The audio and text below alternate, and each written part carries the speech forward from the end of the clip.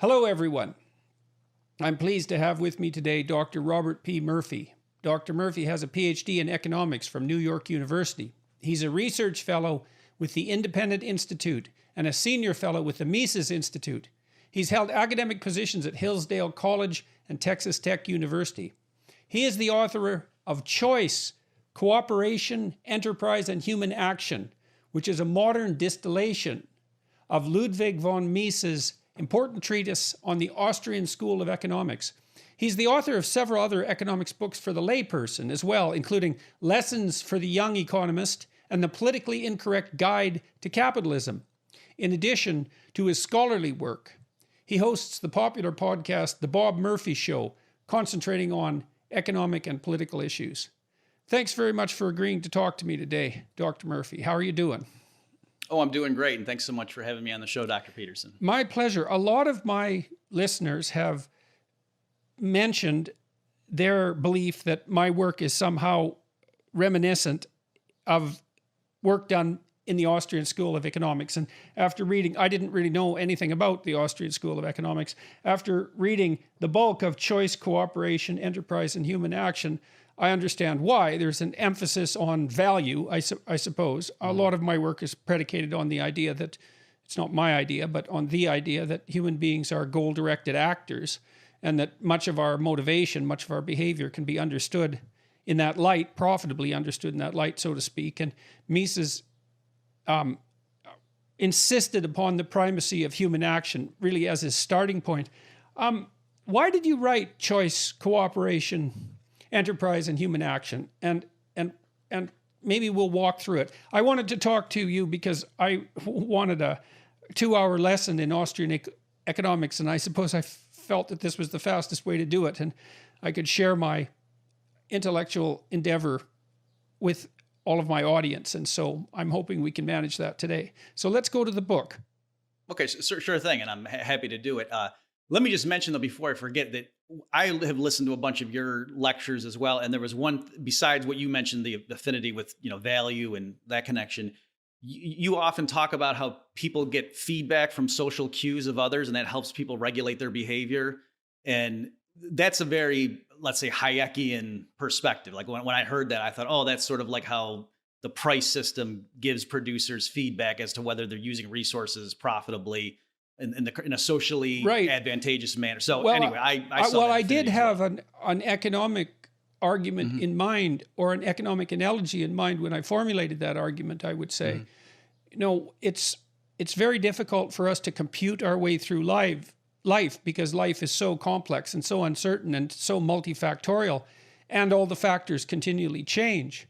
And so in Beyond Order, in my second book in particular, I stressed the role of responsiveness to feedback as a means of opening the individual to the corrective feedback from a distributed computational device, essentially. I mean, each of us are calculating madly in an attempt to minimize catastrophe and pursue some degree of satisfaction and hopefully pleasure. And we're all doing that independently. And cumulatively, that makes for an incredibly complex computational system.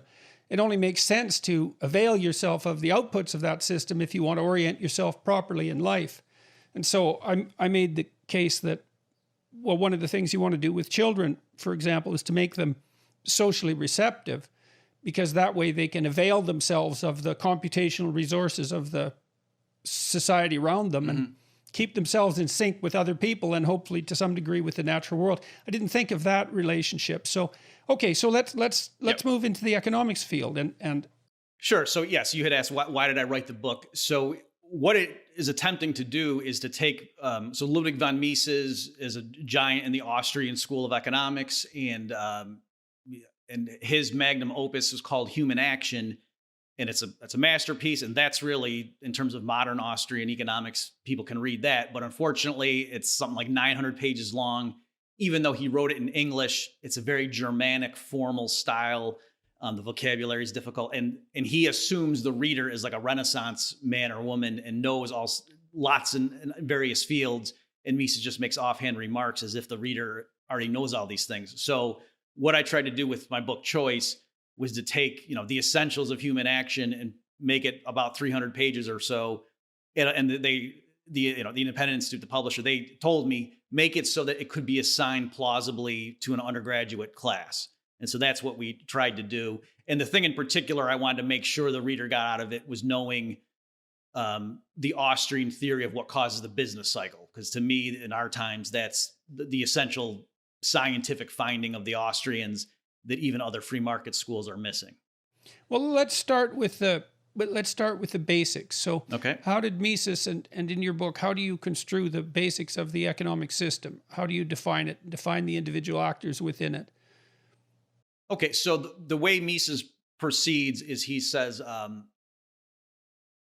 that historically there was the classical economists, people like Adam Smith, and he wrote The Wealth of Nations. And just the title of that shows that what the classical school was focusing on was the production of wealth, of physical things that people value, and that's what they were focused on. And then there was the so-called marginal revolution when the Austrian school was born, and that happened in 1871. Karl Menger was one of the three people credited with ushering in this what's called the subjective marginal revolution in economic thought, and that gave us what's called modern value theory. Right, and so you could there's different theories about why something is worth something, and one theory would be that something has a price because it took a certain amount of labor to produce it. It took a certain amount of goods to produce it. The price has to reflect the labor and the goods. I think it's not unreasonable to point out that would be the fundamental presupposition of Marxist economists. Mm-hmm.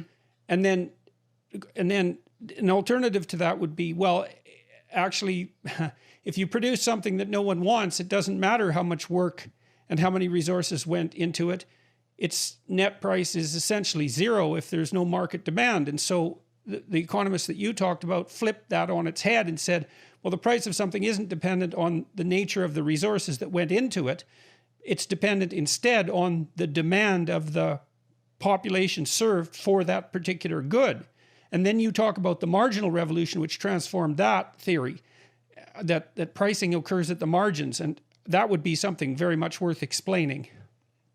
Okay, yeah, sure. So everything you said is perfectly correct, but some people might have the misconception that the labor theory of value is a specifically Marxist invention, which makes sense because, Marx cares about the working class and thinks that the capitalists skim off the workers. But the classical economists also, like Adam Smith, the heroes of the free market tradition, also adhered to what we would call a labor theory or a cost theory of value. And it goes back, I think even to like Aristotle. So the old conception was, if a stagecoach trades for so many chickens in the marketplace, there must be some quantity that's equal in both of them. Like there's the market prices are a measuring rod of something that's in the objects. And what is that? And so Marx thought, it must be congealed labor power or something like that.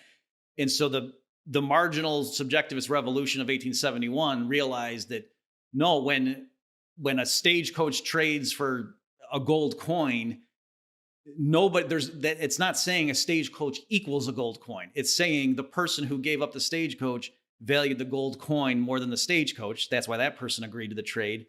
And for the buyer, it was the other way around. They valued the stagecoach more than the gold coin, and that's why they did it. So there's no equality going on.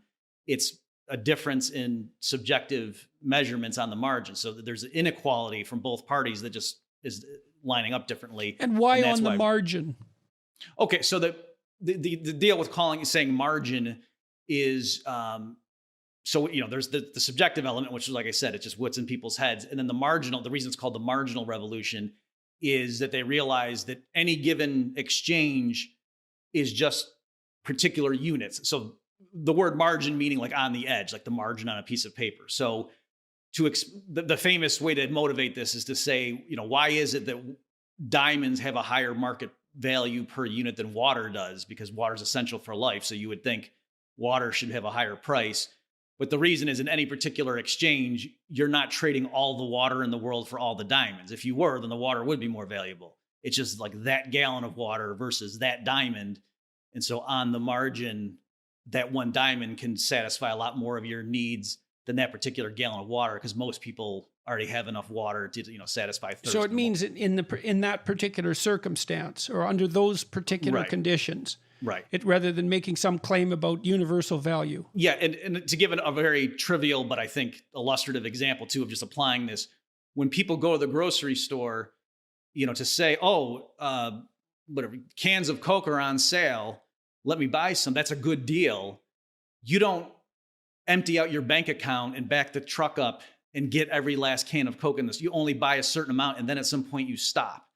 And so as simple as this is, to explain that, you have to reason on the margin. You have to say, the first can of Coke is worth more to me than my last quarter. And the second can of Coke is worth more to me than my second last quarter, if the price is a quarter per can. But at some point, after you've got 16 cans in your cart, you say, no, the 17th can of Coke is not worth more than my 18th last quarter in my, so at some point you stop. And so then it's showing you that you're making decisions on the margin. You're not saying, is Coke worth more than a quarter a can? That question doesn't mean anything. You mean, how many cans of Coke do I have right now? Is the next one worth more than my last quarter? So that's how the thinking is on the margin. Okay. What role, the labor theory of value seems to be, all of these theories of value in some sense seem to be intuitively obvious, although they're different. And so that's strange that they can all be intuitively obvious. It seems that when you decide to do something, before you've been able to price it, you perhaps do something like an internal calculation to determine whether your labor is worth it. Before you can ascribe a monetary value to it, you might think, well, this seems to be worth doing, and maybe you sort out the pricing later. Maybe that accounts for some of the attractiveness of the labor theory. There does seem to be some association between the amount of work done and the value of the output. Right. So the classical economists, they weren't stupid. There was a reason that they thought that was a good explanation. And if you go and read their writings, it's not even that what they're saying is wrong. It's just there's only so much you can do with it. So it's true in a market where there's a good that's easily reproduced and, we have access to all the inputs or whatever. It's true that if it were selling above the cost of production, then more people would produce more of it, and that would push down the price, and it would raise the prices of the inputs until, that huge margin was wiped away. So it is true that for easily reproducible goods where all the inputs are available, in the long run, the selling price has to be very close to the price of the inputs. And going the other way around, if people just stopped buying it because they didn't like it anymore, then people would stop making it. And the only reason they would resume making it is if the price fell so that now it was affordable to me. So there is that element, but there's all sorts of counterexamples, like you mentioned. If just because I put a lot of effort into something, or if we're making a car and we all tie our left hand behind our backs, so it takes longer to make it, we can't charge more for the same product because it took more hours. Like that, the consumer doesn't care how much time went into it. And then things like, a Rembrandt painting or something, like there's no way to apply that logic to explain the market price of a work of art where the artist is now dead. So there's all sorts of things like that. Or if we're just walking in the woods and we come across some object that's useful to us and then we want to go sell it to others, we have no idea how many labor hours went into it because we just found this thing. We're not going to have a problem selling it. So part of the problem with the labor theory of value isn't that it's outright wrong. It's that there are all sorts of exceptions to its general applicability. And so it can't serve as a universal theory of price. And is that also true? So yeah. So that's what like Menger and William Stanton Jennings and Leon Walras, the founders of the marginal revolution, that's what they did. They showed here's the exact thing that explains all market prices, and then the stuff that the patterns that the classical economists discovered for certain scenarios we can also handle in this new framework. But this new framework explains everything. Is it reasonable then to suggest that the marginal utility theory of value is the uppermost bucket in some sense, and then inside that there's the theory of utility, and inside that there's the theory of labor? Those apply only under certain preconditions, whereas the marginal utility theory applies generally. It's more comprehensive. Right. Yes. That first and foremost, to explain a market price, you can use marginal utility theory, period. And then if you want to say more about particular circumstances, like why is it that the marginal utility would tend to be such and such under these conditions, you can invoke the sorts of things that the classical economists would have used to explain, the price of eggs or something. Okay. So it's something like a classic Piagetian revolution in thought. I mean, when Piaget looked at stage theories, he believed that children develop their cognitive apprehension of the world in stages, and that each stage would account for everything the previous stage accounted for, plus a little bit more. And the same reasoning has been assigned to scientific revolutions, that I mean, Einsteinian physics explains everything that Newtonian physics explained, plus a little bit more. So that's what makes it a better theory. And so the same thing might be said about the theory of marginal utility. It has more explanatory power. Right, yeah. And I think the analogy with relativity compared to Newtonian mechanics is correct. That yes, the classical school, they could explain a small subset of market phenomena, whereas the marginal utility approach explains everything. And it doesn't, anything the classical economists could explain, we can explain in the new framework, but we can also explain a whole bunch of things that the classical economists would just say, well, yeah, that's just scarcity. And they throw up their hands and say, that's a different thing. We're not talking about that. Okay. So I guess one of the thoughts that kept going through my mind, and this is not a critique, but it's, I think, more the consequence of being ignorant about the field, is that I kept thinking, well, why is it that people should care about this? Now, you make a case for that in the book, and so did Mises. He believed that it was absolutely necessary for people to be informed about economic matters and about economic theory. But the reason for that isn't self-evident. So perhaps you could do us the favor of explaining why we should care about this, and what does it buy us as individuals and as a society to have an economic theory, and more importantly, to have this particular economic theory, let's say. Okay, great.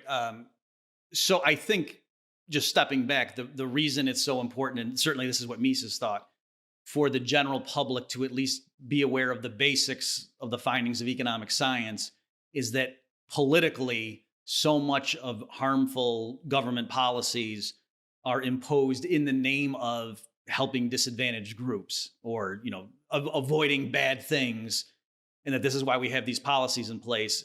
And so they're either they don't help, or the bad things that are allegedly being solved by these policies are actually being caused or exacerbated by those same policies. Okay, so you cite Keynes, John Maynard Keynes, in the book, and you say the quotation goes something like, "Those who care nothing for economics are generally the slaves of some defunct economic theory."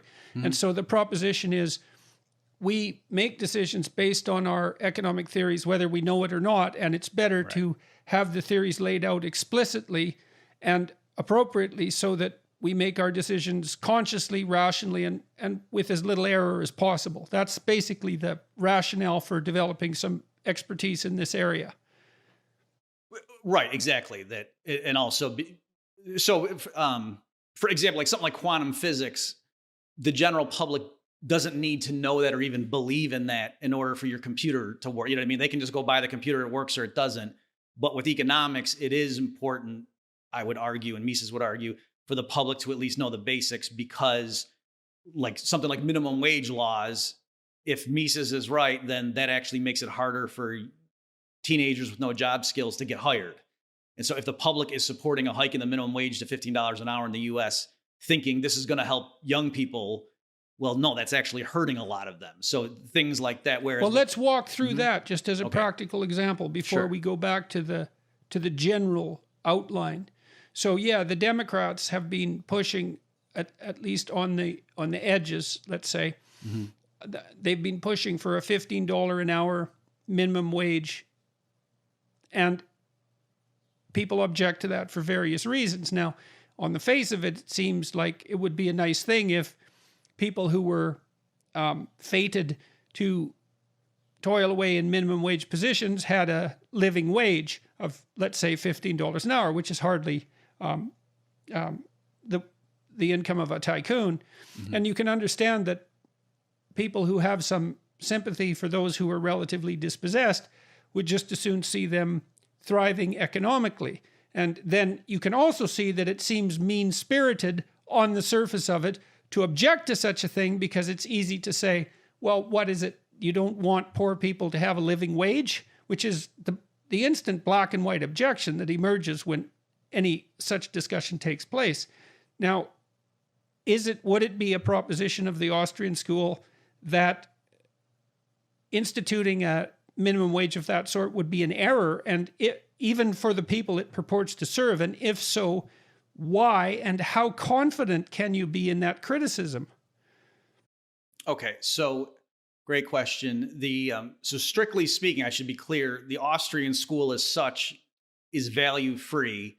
So it's a objective, positive statement of, facts about reality. So it can't, the Austrian economics per se can't say the minimum wage hike is good or bad. It can just say, if what the consequences hikes are, then this is what happens. And so, okay. What we can certainly say is workers, if their productivity is below $15 an hour, if, by the employer hiring them, if they're not increasing revenue to the firm, if we put aside the issue of how much they get paid for the moment, if they're boosting the firm's revenue by less than $15 an hour, then if there's a loss and you have to pay this worker at least $15 an hour, well, then the firm's necessarily losing money if they hire that person. So to the extent that you think employers are profit seeking and aren't hiring workers out of charity, but are doing it because it makes a smart business move, then we could also say that because it makes them able to do it. I mean, if I'm making $40,000 a year, I can't afford to pay someone $50,000 a year, whether I want to or not. It's just not within my power. And so is the proposition that there's a relationship between supply of jobs like that and their wage, such that if you increase the minimum wage to $15 an hour, you necessarily delimit the number of jobs that are going to be produced because of the problems that you're describing?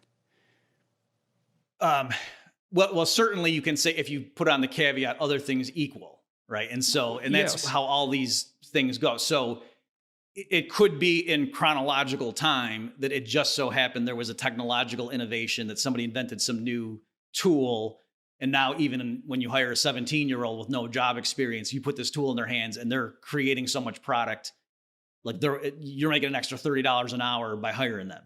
So if that just so happened to be invented right when the minimum wage hike happened, the data would not show a drop in employment, right? But the idea is that's because there was some exogenous shock. But the claim is, other things equal, yes, if you make it artificially more expensive to hire some factor input, firms will tend to hire less of it, right? Just saying something. So let me throw objections to that your way and tell me what you think, because this is a pretty crucially important issue. So maybe I could say, well, wouldn't firms merely reduce the amount they're paying their other employees, the more highly paid employees, by a fractional amount to increase the wages pushed down to the bottom, and thereby compensate by what would essentially be something like an internal tax? I mean, these systems are so complex that there's a theory that we outlined the theory in the Austrian school about, at least to some degree, about why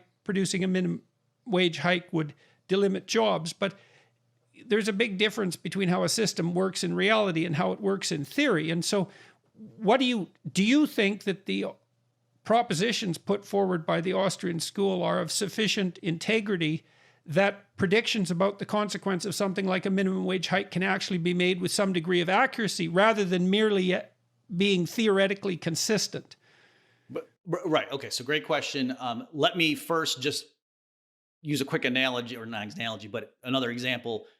When progressives want businesses to emit less carbon dioxide, one of the go-to policy measures is a carbon tax. So in that realm, most people on the left, they want other measures too. But when you say, hey, if we put a $100 a ton tax on carbon, they don't just start making up all these reasons why firms don't want to save money. And oh no, they'll still use just as much carbon as before. They'll just pay less to other things to come up with the money.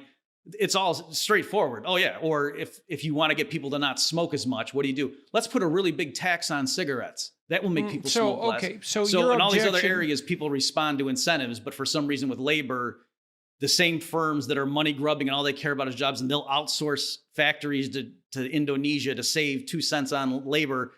If you make teenagers in the US twice as expensive by more than doubling the minimum wage, no, it's a right-wing lie that they'll hire fewer workers. So I'm just noting the inconsistency. So it doesn't mean so your proposition is that the same people who formulate these theories make an exception in the case of those exceptions they want to see, but they abide by the general principles that the Austrian school holds, or that the theory of marginal utility proposes in other situations. You used carbon tax as an example. Right. So the basic proposition is if you make something more expensive, firms will be incentivized to use less of it. Right. And even in the context of just labor, again, to say, if it turned out that they ran the numbers and they could shut down the factory in the US, lay off all those people and open the factory in, Indonesia and save $1 an hour, most people on the left would say, of course the money grubbing capitalists would do that. But yet when you double the price of US teenage labor, all of a sudden, no, they don't care about money, the employers. Okay, so let me ask you a personal question then. Yeah. And let's jump outside the realm of theory for a minute. Do you I understand the attraction of coherent and powerful explanatory theories. But I always balance that against the terrible complexity of the real world, right? And so do you believe that instituting a minimum wage hike would in fact be detrimental to the poor? Or do you think the system would be flexible enough to adjust to that and that the net benefit would be positive? I understand the theoretical prediction, but there's always margin of error, right? And I also understand the objections you laid to it. You're absolutely right that people assume, well, the corporations will maximize their profit-seeking behavior, and why wouldn't they do that in the case of the minimum wage? But still, the ethical argument for cranking up the amount of money that poor people are paid for doing minimum wage jobs, it's really quite compelling emotionally. And so you have to be pretty damn certain of your first principles to say, well, hold on there, you're actually going to do people more harm than good. And so are you confident enough in the way that these theories lay themselves out? So you do believe that would be bad policy even for the very people that it purports to serve? Okay. So ethically, I'm against it because I believe in property rights, and I don't think the government has the authority to tell people, if you're going to hire someone, you have to pay them this amount. Like, as long as they're voluntary contracts, and it's not a 6-year-old who doesn't know what they're agreeing to, so I don't think the government has the right to do this. So for that reason, I would never be in for it. But in terms of just the economic impacts, I think for a modest minimum wage hike, so I think everybody agrees if they set the minimum wage at $300 an hour, that would be devastating, right? That would ruin the economy, right? So everybody agrees if you did it too much, all the stuff the Austrians and the Chicago school types are warning about would be true. So all we're quibbling about is, could you do it a little bit such that the net benefits? Exactly. So I do agree. I mean, they have raised the minimum wage in the past, and it's not that all of a sudden, no teenager can get a job anywhere. But it is true empirically that unemployment rates among, young people are much higher than the general population. Right. And so this, is partly to explain why that would be. And so I think you're right. In practice, there are other considerations that come into play. And it could all ultimately work through the issue of productivity, that for, a small minimum wage hike, the firm, like a McDonald's franchise, is probably not just going to lay off everybody, because that would be bad for morale. But I think what is true is, knowing minimum wage hikes are on the horizon, they have revamped their operations to have more kiosks, to have, so now instead of having 8 teenagers on each shift, they've got one 35-year-old manager who's got, the thing taking orders from drive-through. They got the machines that are optimum. They just put the drink there and hit the size, and the machine fills it up. They're running, so we I think that's all true. All right, so we could say with some certainty then that there's a price to be paid for increasing the minimum wage. And the price is that minimum wage workers are more expensive and will therefore that will incentivize the search to replace them in some manner. Right. And and how much they're replaced, well, that's not easy to calculate, but the incentives are then push in that direction. Yeah, and I would also mention too that there's winners and losers. I would say so. I can't make a blanket statement and say, oh, this is necessarily bad. So yeah, if they raise the minimum wage, when the dust settles, there will be workers who are earning $15 an hour who, in the alternate timeline, would have only been earning $8.50 an hour, let's say. But there's also a lot of workers that never had a job in the first place that maybe would have gotten a chance to get hired and never. So that's interesting, because that means that in some sense there's a hidden moral hazard there, which drives that sort of behavior. Because you can imagine this scenario is like every single person who has a job that's a minimum wage job who gets a boost to $15 an hour is going to be very happy about it, and all those people who don't have jobs won't know that that's the reason why. Right. Right. They might, attribute it to racism. Well, they could attribute it to 10 things, right? To 15. They're not necessarily going to point to that decision and say, well, it's that specific decision that means that I don't have a job at all. Right. And I should also mention too, I actually know the Canadian data better because I've done some work for the Fraser Institute up there, but it's called the low income cutoff threshold is like the Canadian government's measure of poverty, like households that are above or below poverty. And these aren't the exact numbers, but it's in the 80s%, where 80% of the people who make minimum wage in Canada are in households above that poverty threshold, and vice versa. 80% of the people who are in households that are below the poverty threshold make more than the minimum wage. So it's not correct to think of minimum wage earners as like single mothers who are struggling with kids at home. It's like suburban teenagers who are home from college for the summer, who are going and working at McDonald's for a summer job.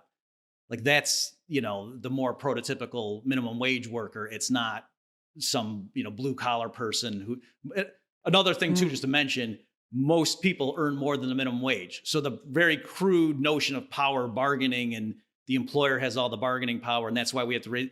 If that worldview were true, just about everyone would earn the minimum wage, and yet most people earn more. And so once you say, well, why is that? Well, it's because of competition, and if people's skills are $20 an hour, they're going to get paid more than $7.25. You realize. So it's really important actually to figure out who is it that's only qualified for a minimum wage job, because that also drives the narrative of the utility of raising the minimum wage. Right. And your claim is that it's mostly people from households that are above the poverty line. They're not people, the minimum wage earners aren't the people upon whom multiple children are dependent typically. Right. And so that's why, like, just to give you an example, there could be a perverse thing. If to significantly raise the minimum wage, thinking you're helping poor people, could end up largely raising wage rates of middle class workers, but making fast food more expensive for a lot of poor households. That's just, the mom's coming home from work and she runs to McDonald's to get something for the kids. And now some of the price, some of the minimum wage hike got passed through to make that food more expensive, whereas she already was earning more than the minimum wage. Right. That reminds me of some of the controversy that surrounded Walmart, because Walmart pays its employees a relatively low wage, but they also provide food at below what the market was charging for groceries, basic groceries at that point. And so you could make the case that they were a net benefit to people who were in poverty, because they materially lowered the cost of groceries. So it depends on whether you look at the wages they paid and they also provided jobs for that matter. And I'm not necessarily trying to, provide a defense for Walmart. I'm just pointing out that there are multiple factors that need to be taken into account when you're analyzing the consequences of such decisions. So I was thinking too about your book philosophically, again, trying to solve the problem of why this is important. And, there is a philosophy that goes along with each economic school, and the philosophies in many ways have a pronounced effect on the nature of the public debate. I mean, right now, we we seem to be falling prey to a pretty intense ideological battle between those who claim that our social institutions are functionally predicated on the expression of arbitrary power, which is, in my view, in some manner related to the labor theory of value and the notion that capitalists skim off the extra value, which is something we should return to. And there's an entire critique of the structure of society that goes along with that. Now, Mises predicated his ideas, and this is partly why these works are philosophically important and ethically important. Mises predicated his work on different a priori principles. So he believed that people were capable of free action. That was our determining characteristic, and that we banded together cooperatively to maximize the, what would you say, to maximize the consequence of our free action. And it's not a theory that's predicated on the expression of arbitrary power. Mm-hmm. Well, yeah. So, and this even kind of ties back to what we were just talking about, the minimum wage debate, that I think the fundamental divide between people like me who are warning about the negative consequences and people who are saying, no, the firms will just, if you force them at gunpoint to pay more, they will, because they got buckets of money. And why I was saying, well, that's why it's, if that's the person's worldview, where they think it's all just a matter of the employers have all the power. If you're a starving worker, you got to just accept whatever they give you. If that were really the full story or most of the story, everybody should be earning the minimum wage. And yet most people are earning more. And so that shows, no, it's really not just about bargaining power. It's if your labor time produces $20 an hour of stuff for your employer, in a market economy, you might not get paid 20, but you're not going to get paid $7.25 because somebody else could come along and offer you 10, and you would take that offer, and they're still, they're making the gap. So yes, likewise here, the Marxist conception, I mean, there was lots of things wrong with it, but yeah, Mises thought, no, if you study economics and just see how is it, like, why, when you study, why would an employer hire workers in the first place? And it's not out of generosity. It's because the worker, by adding to the operation, the firm makes more money.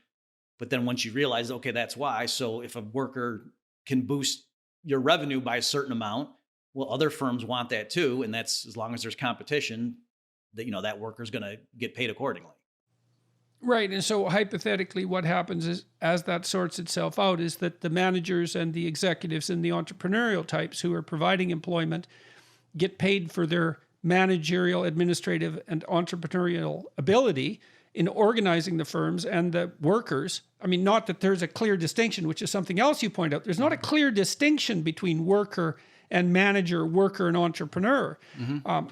But in any case, the workers pay the entrepreneurs and the managers for providing the structure within which they labor, essentially, rather than the managers and entrepreneurs skimming off the excess labor of the worker.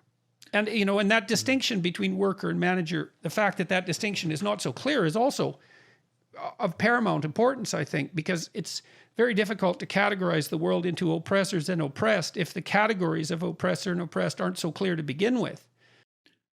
Right. Yeah. So you hit on a bunch of things there. So yeah, Mises was, I think, one of the better economists in stressing that, yes, we have these, I think he called them catalactic functions, meaning like, yeah, you got your entrepreneur, your worker, your landowner, your capitalist, and those are sort of ideal types that we can, but he was saying, yes, in the real world, every action is entrepreneurial. So even a worker who takes a job with this firm, and you would say, oh, that's not entrepreneurial. Well, no, it was, because the worker had to forecast the future and say, do I want to be with this firm, or maybe I can go with this startup over here who maybe's offering me stock options. They're taking a risk, right? Because in some sense they're purchasing a career, mm-hmm. And so they have to analyze the general marketplace and decide, well, first of all, where they're going to get best value for their money, but they have to look into the future and say, well, is there a future with this firm? And right. So it's micro-entrepreneurial in some sense, because it only determines the course of their career and maybe their family's well-being moving forward. Mm-hmm. So it's a difference of scale rather than type. Right. So just like, some brash startup person going to, outside funders to say, hey, can you put money into my new software firm? And, the capitalists are wondering, gee, do we want to risk and invest in this? Everyone knows that's an entrepreneurial decision. But by the same token, yeah, if they go and get a bunch of programmers and say, come work with us, don't go work for Google or whatever, work for us because we'll give you stock options and, we can't pay you anything right now. Again, so it's like you were saying, everybody has to be entrepreneurial in a sense. And Mises talked about that. To go back though to what you were saying, you were right too about the notion that, it's the capitalists skimming off the workers. Because there is a certain plausibility to that there's a sense in which, well, gee, who makes the cars? Well, the workers go into the factories and they're using their hands. And whereas the fat cats are just sitting, getting their dividend checks, looking at the stock price, they're not making the cars. So there is this sense that it's the workers who are making everything. And so why don't they get to keep the fruits of their labor? And this goes back to Bumbaver, who was like a second generation Austrian. He pointed out that it's the time element. That in a sense, really the workers, when they get paid their wages, are getting in advance on what their labor is ultimately going to bring down the road. And so he was saying, workers, if they wanted to, they could just form together and they could build everything and sell it down. No one's stopping them from doing that, but they want to get paid up front. Well, they may also be stopped from doing that because they don't know how to do it. I mean, again, there's an intuitively obvious phenomenon at stake there that you described, which is that where the rubber hits the road is the motion of hands. And when you build something, well, that's the sort of point at which the thing manifests itself, is the operation of hands. But to say that what hands do, what manual labor does, is the only form of labor is to completely eliminate the notion that abstraction is useful and also laborious. And that would mean that thought itself is of no utility and that abstraction itself is of no consequence. And that seems, that's an extraordinarily primitive theory of labor, to think that thought itself isn't labor, given that we know, and we have to decide if we would accept this proposition. Thought is a labor multiplier. Otherwise, why bother with it?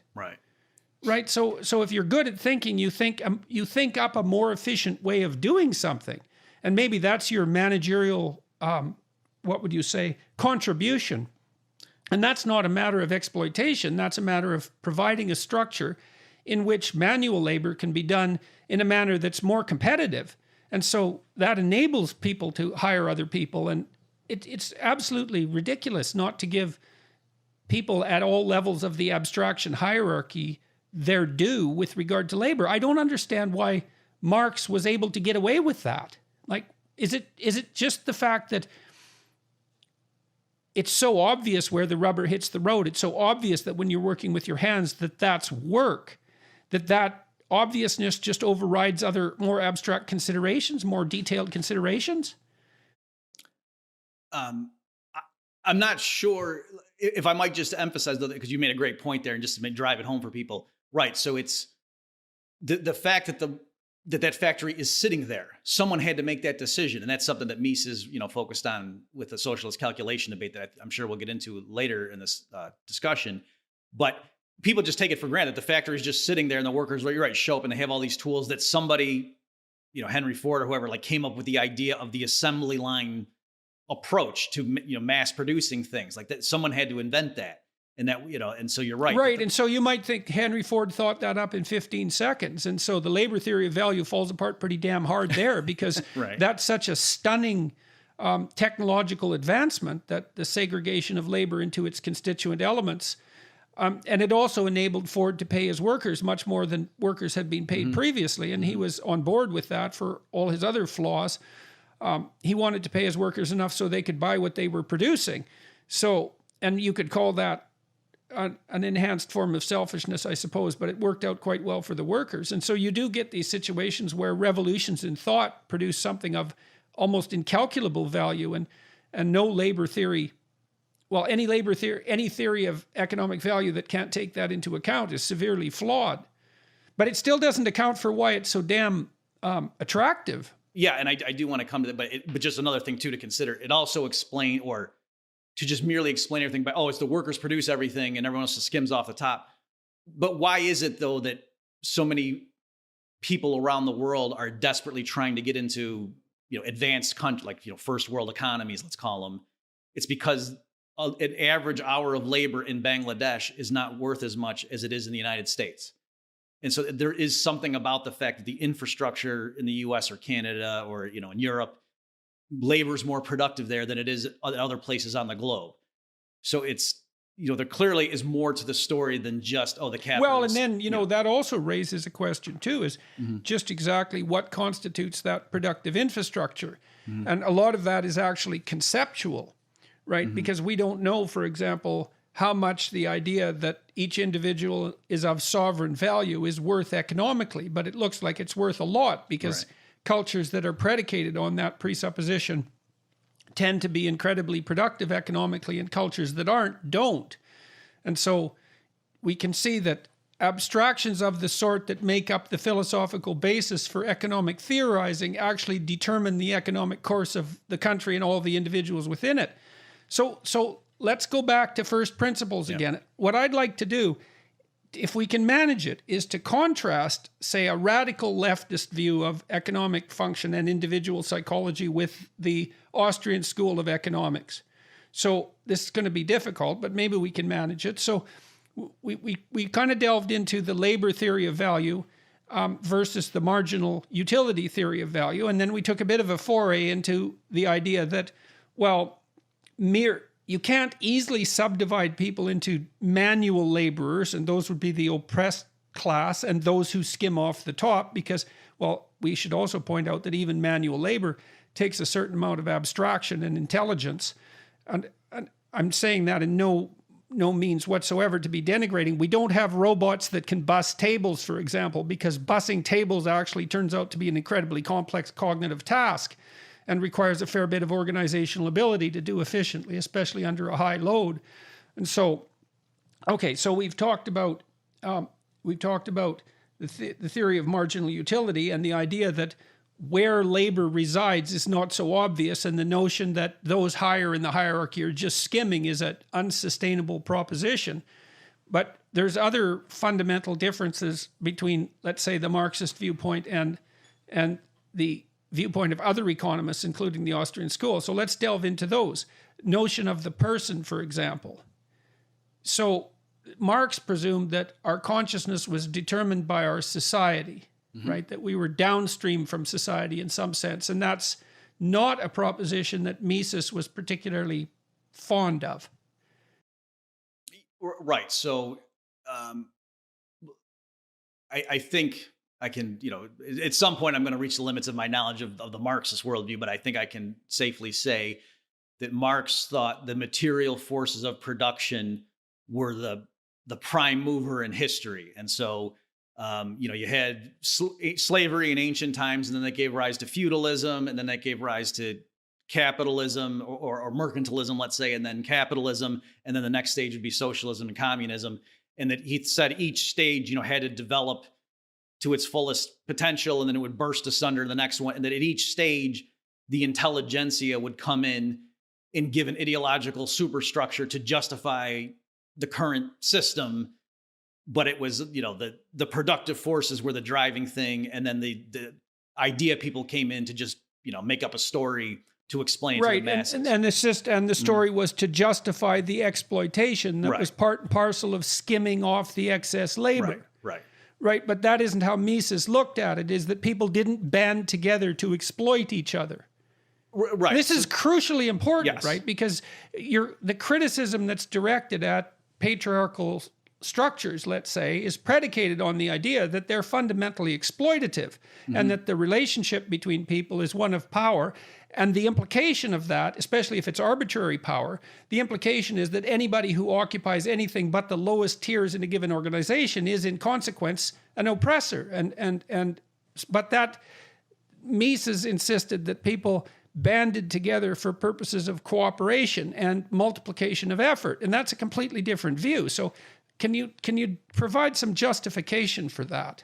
Sure. So, the starkest contrast, though, with Mises responding to that Marxist worldview is he thought that no, ideas are the primary motivation, that, human action starts always with a thought. People have a goal, and they use their reason to, choose a means to try to attain it. They might fail, but that's what purposive behavior is. Right. That's what he meant by human So we're action. rational, sovereign actors. Right. And we're trying to chart our own course. Right. And so for him to explain, for example, why is it that it went from feudalism to the industrial capitalist age, Mises would say it's because ideas of individual sovereignty and, people have rights, and for various historical reasons in Western Europe that emerged, whether it was because of Christianity or just the squabbling in the terrain.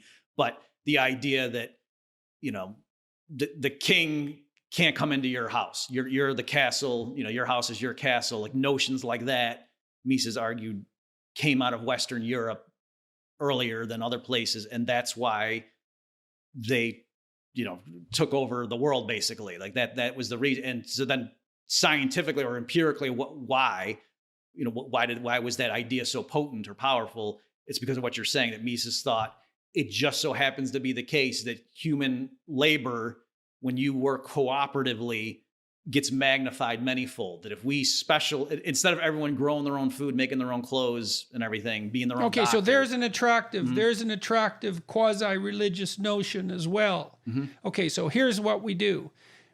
I'll tell you a little story about this. I went and stayed at an Airbnb out on the coast of British Columbia one year, and it was this nice little cabin perched on the shore of this idyllic island. It was a kind of a log cabin, quite primitive, but very, very beautiful, in a beautiful locale. And the people who owned the place were from Europe, and they were back to the land types. So, the 1990s equivalent of hippies, and they believed that everyone would be better off if they were self-sufficient, and that they would be more psychologically healthy if they returned to the land. And so they bought this place. Well, they were trying to be self-sufficient and grow their own chickens and raise their own chickens. You don't really grow them. Mm-hmm. But to raise their own chickens and plant their own vegetables and so forth. And what they soon discovered was that was unbelievably difficult life, that they were struggling every second to stay afloat financially, and that being self-sufficient, especially on an island, which is a place that poses its own complications, especially in a harsh climate, they were completely trapped, and they couldn't sell their property for anything near the market value, the value that they had purchased it for. And so their move back to the land was a complete bloody catastrophe. And so, I want to tell that story because we have these romantic notions, that we should all be self-sufficient and that everyone would be better off individually, in their family, in their town, in their estates, if we were self-sufficient. But there's a different idea, which is that we're better off trading with someone, generally speaking, even if we're better at everything we do than they are at anything they do. And so that's a really crucial point. And so maybe I could get you to elaborate on that. Like, we're rational people. We don't band together to tyrannize each other. We band together to maximize our productivity. And we do that to stave off the catastrophes of nature, let's say, so that we have enough to eat and enough to drink and we don't die from some bloody, miserable disease. That's where the tyranny is, in our subjection to our vulnerability. We band together to maximize our productivity. Why does that work? And why is that justifiable in terms of assessing the nature of our social institutions? Okay, sure. And again, just to drive home for Mises how critical this was, because for him, that was the basis of civilization. That's why we need to have property rights. We need to have, rules of social order. You can't go around killing people. He would ultimately say, because civilization, our standard of living rests on the fact that we all specialize in what we do best, produce way more of our thing than we need personally, and trade it with others. And so if certain people specialize and are farmers and they grow way more food than they need and sell the rest to others, and some people just make a bunch of sweaters, way more than their family needs to wear, and they sell it. Some people just make a bunch of cars, way more than they're going to drive, and they sell it. We all end up with more food, sweaters, and that's cars. Because once you build one car, building the second one is a lot easier. Right. It's a lot easier. Right. So yeah, there's a few reasons to try to understand why is it that specialization magnifies the productivity of Yeah, human well, let's effort. walk through that. Okay, so there's a proposition. Specialization maximizes productivity, and then trade is of benefit to all. Sure. Okay, so let's justify that from first principles. So I'll give you some obvious reasons. So one is people have different abilities. And so, some people are just like a big burly guy is going to be better as a coal miner than some dainty woman. Right. And so things like that are obvious. Okay. Certain regions around the world just are more hospitable, right? You're going to grow more oranges in Florida than you are in Alaska. That's just so clearly the people in Florida should specialize in growing oranges and people in Alaska. So we can capitalize on the unequal distribution of productive resources by trading. Right.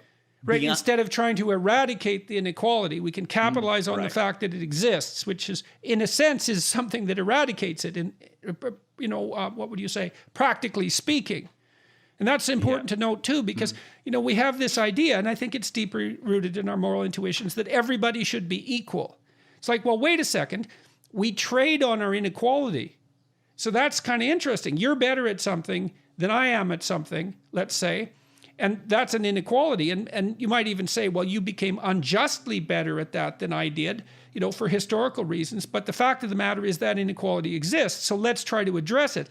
Well, one way of addressing it would be for me to get as good as you are at that thing. But the other way would be for me to do what I'm good at and for you to do what you're good at and for us to trade. And then if we have money, well, we can transform the value of our labor into something that's universal, and that is an equalizing force in and of itself. Right. Yeah, that's all certainly true. Just another quick one though is, even if people had similar aptitudes up front, like two people who are identical in all respects, if one of them went into studying brain surgery and one of them went into studying chemistry, 30 years later, when you check in on them, the one person's going to be way better at doing brain surgery than the other person's going to be way better at, identifying new chemical compounds. Right. So because we have finite resources, each of us, because we have finite time, that means that we can't be as good as everyone can be at everything ever. And so we end up specializing in something so that we have a comparative advantage, but the language here, and you said Mises is very careful with his language, so let's be very careful with our language. If I study for 30 years, it isn't exactly that I have a comparative advantage over you. It's that I comparatively have something to offer you, right? Because advantage implies that I've taken something from you in some sense, or now that I can hold something over you, because you say taken advantage of someone. But it isn't that. It's now that I'm bringing something to the table that you actually desire. And so that's not an advantage I have. It's something that I have to offer. And if I have any sense, I've picked something that I have to offer that I know other people want. And so there's a kind of altruism that's built into that specialization. Now, okay, so I'm going to take it one step sideways here too, from a Marxist perspective. Now, Marx also said that we were alienated, that specialization alienates us from our labor. And, there's some truth in that because, well, here's another example. When I was a kid, 16 or 17, I worked at this lumber mill, plywood mill, and it was probably built in the 40s. So it was kind of a dark satanic mill, to use the poetic phrase. And it had a pretty hierarchical structure. The foreman exerted power over the workers. And, we had 15-minute breaks, but it took 10 minutes to get to the break room and back. And so it was pretty regimented. It was classic labor versus manager situation for what it's worth. It was definitely noisy in this place, so you had to wear headphones all the time. And my job was to stand at the end of this platform facing a machine that was about 2 blocks long that was basically a natural gas furnace. And I flipped these pieces of plywood sheathing onto a conveyor belt and filled the conveyor belt, and then it would move into the furnace and go down the 2-block journey through the furnace and be dry, and then my friend who worked on the other end would take these off. And so it was alienating labor, right? I would do that 8 to 16 hours a day, depending on whether I was working overtime. And all I was really doing was grabbing a piece of wood and flipping it, pushing it forward, right? And so it was hot and dusty and all of those things. And now and then the machine would jam and burst into flames, and the whole plant would fill up with smoke and steam, and then we could climb on top of the plywood stacks and have a nap. And so that was sort of like the holiday. But in any case, it did give me some sense of what it meant to be alienated from my labor. There had been guys there who had been there for like 20 years doing this job. And I thought, well, that would just drive me stark raving mad. And so that alienation theory, I mean, how do we deal with that? Because the problem with specialization is that, well, you have to sacrifice all the other things you might be to do this one narrow thing. Now, I know that opens doors. Like if you become an expert at something, you go through a narrowing process while you're being an expert, and then the world opens back up. But I mean, how do you deal with or does the Austrian school of thought deal with the fact that specialization requires a particular sacrifice? Is the proposition just that it's worth it compared to the alternatives? Yeah. Before I forget, let me just mention, you hit the nail on the head when you said comparative advantage a few minutes ago, and you said that even if one person, or historically it was done in terms of nations trading, even if one country was better at producing everything, its people would still have a higher standard of living if it's specialized in what it was really good at and then traded with some other nation. And so David Ricardo was credited with that. So you're right. And why is that? Because that's subtle and not easy to understand.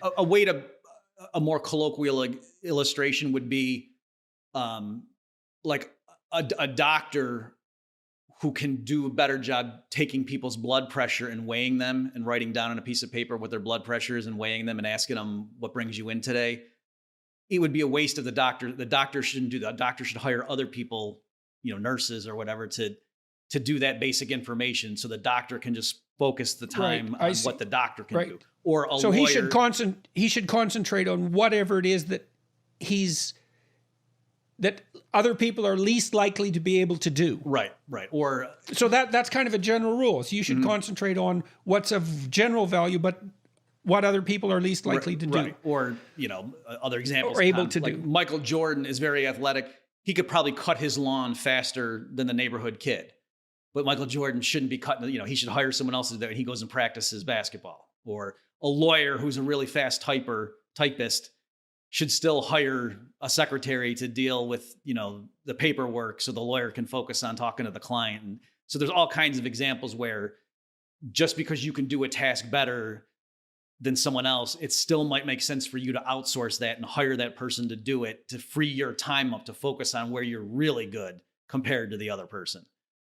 And so I guess the alienation issue is dealt with to some degree. I read Jung's Psychological Types a long time ago, and one of the propositions he put forward was that when slavery was eradicated in the West, we each became our own slaves. That was the price we paid for it. And so we slaved away for some portion of the day, but the consequence of that was that we had some time where we could be free citizens pursuing our leisure at will. And I think that's kind of an interesting way of thinking about it too, is that the advantages of specialization are such that it's worth harnessing yourself to the sled for a certain amount of time per week so that you can be relatively free in everything else you do. And the reason that that's acceptable and beneficial is because there isn't a better alternative. Right. And so, I think the way Mises would handle the alienation issue is a few things. He would say, kind of like what you were saying earlier about this idyllic notion of, and by the way, my wife and I want to get some chickens too. And so I'm not knocking that we want to do that too, partly because we're afraid of what's coming. But Mises points out that a graph of history in like per capita living standards is like this throughout the century. And then it goes like that starting in late 1700s or so. The most important chart in the world. Right. And so, and also population explodes. It's not merely that it's the same population and just their living standard. It's like all of a sudden, the Earth's population starts growing very rapidly. And so Mises' point was the only way that could happen is the cities all of a sudden started growing, factories. So peasants left the farms and went to the cities where the jobs were, to speak colloquially. Well, yes, and they left the farms and went to the cities despite the existence of the dark satanic mills, because all things considered, it was better in the dark satanic mills than it was on the bloody farm. Right. Now, in fairness, it wasn't just all laissez-faire and property. Like, there's people on the left will argue that there was what's called the enclosure movement, and that like some of the land that the peasants used to just live on and it was considered theirs, these, rich people in cahoots with the authorities came in and fenced it off and kicked them out. And so they had no choice but to go to the cities because they were dispossessed. Right. But that doesn't mitigate the fact that everywhere in the world, people are moving from rural areas to the city, right? Everywhere. Right. And faster and faster and faster. And so there's a general trend there despite, I mean, it's very important to separate out the general trends from the aberrations, right? And you can point to, and this is why I want to emphasize this issue of power, because we're talking about first principles here. And it's really important to get your first principles about the nature of your society correct. And so, one theory is that value is produced by labor, and then the exploiters skim off the excess labor.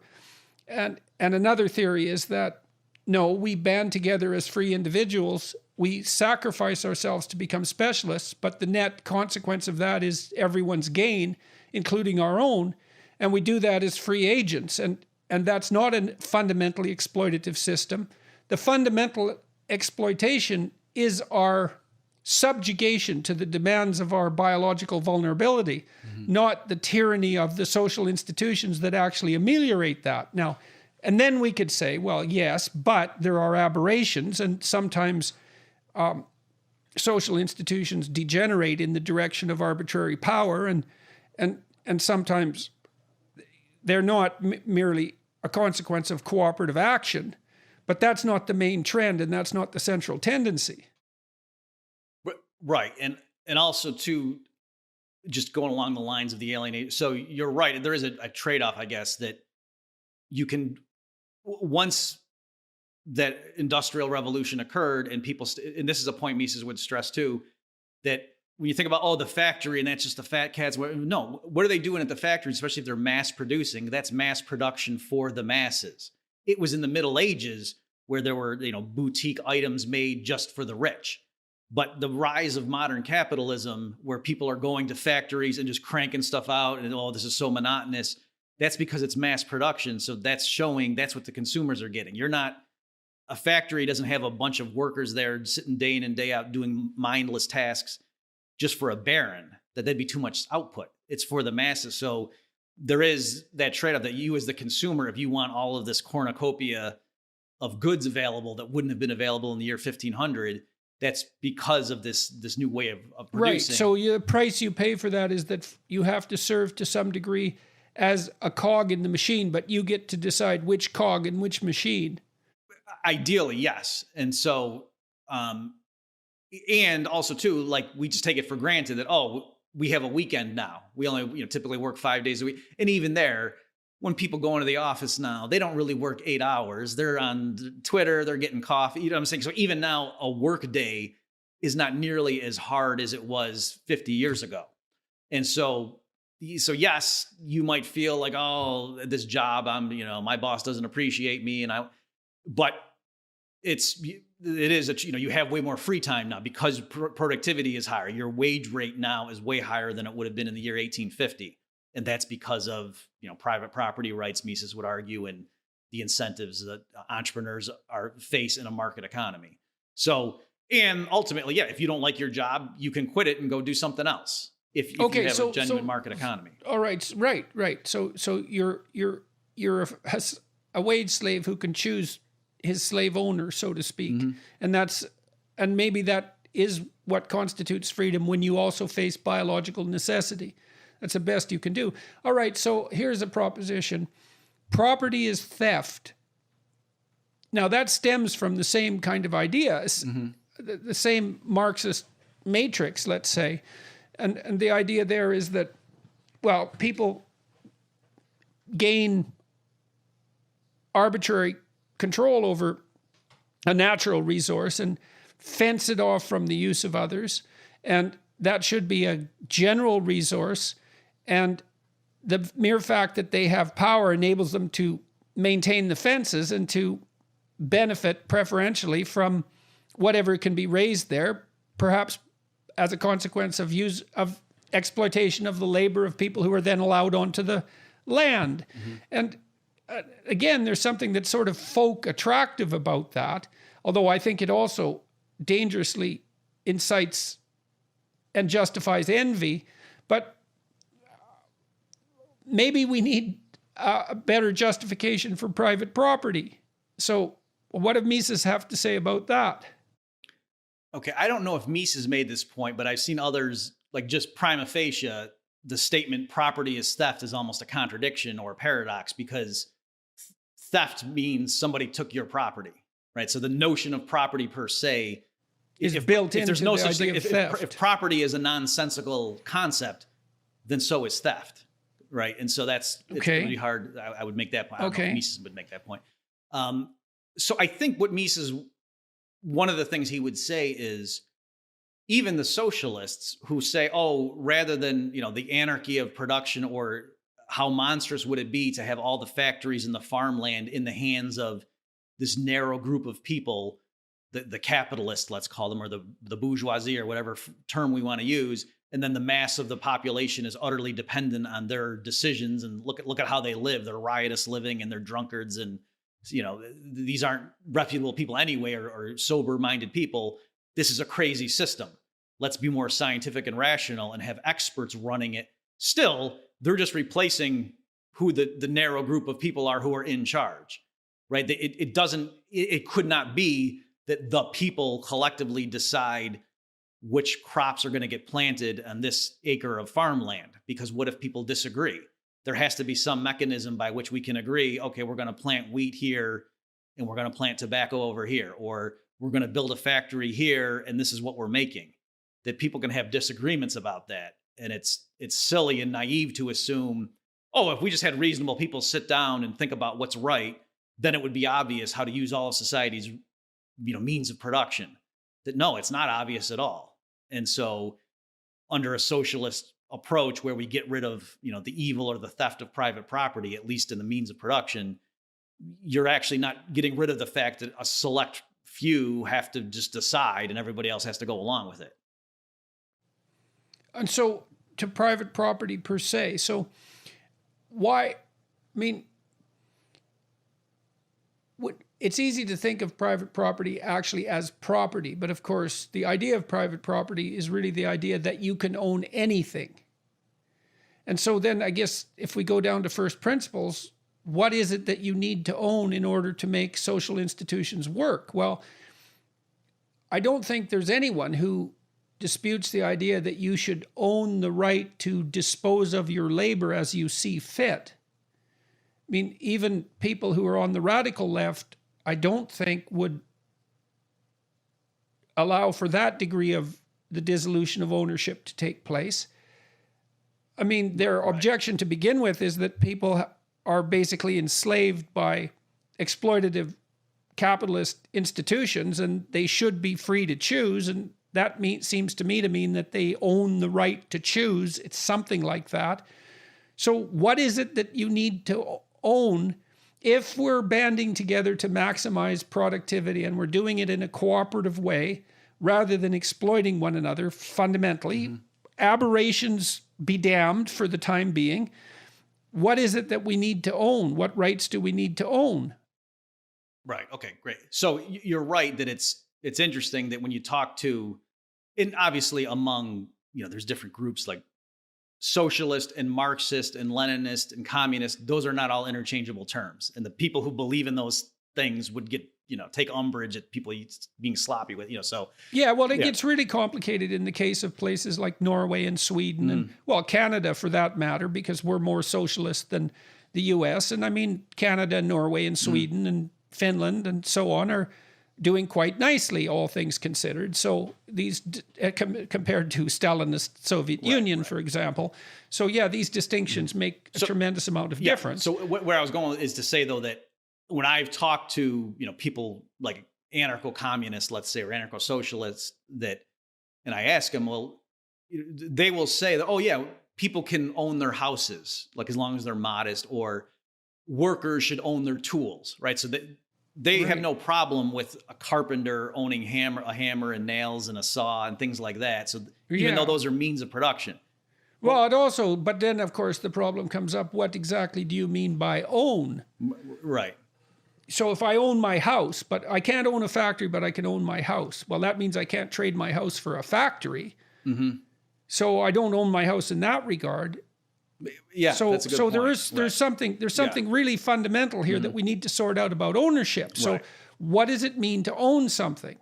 Well, it means that you have the right to its use. Right. Your will determines how it will be used. Right.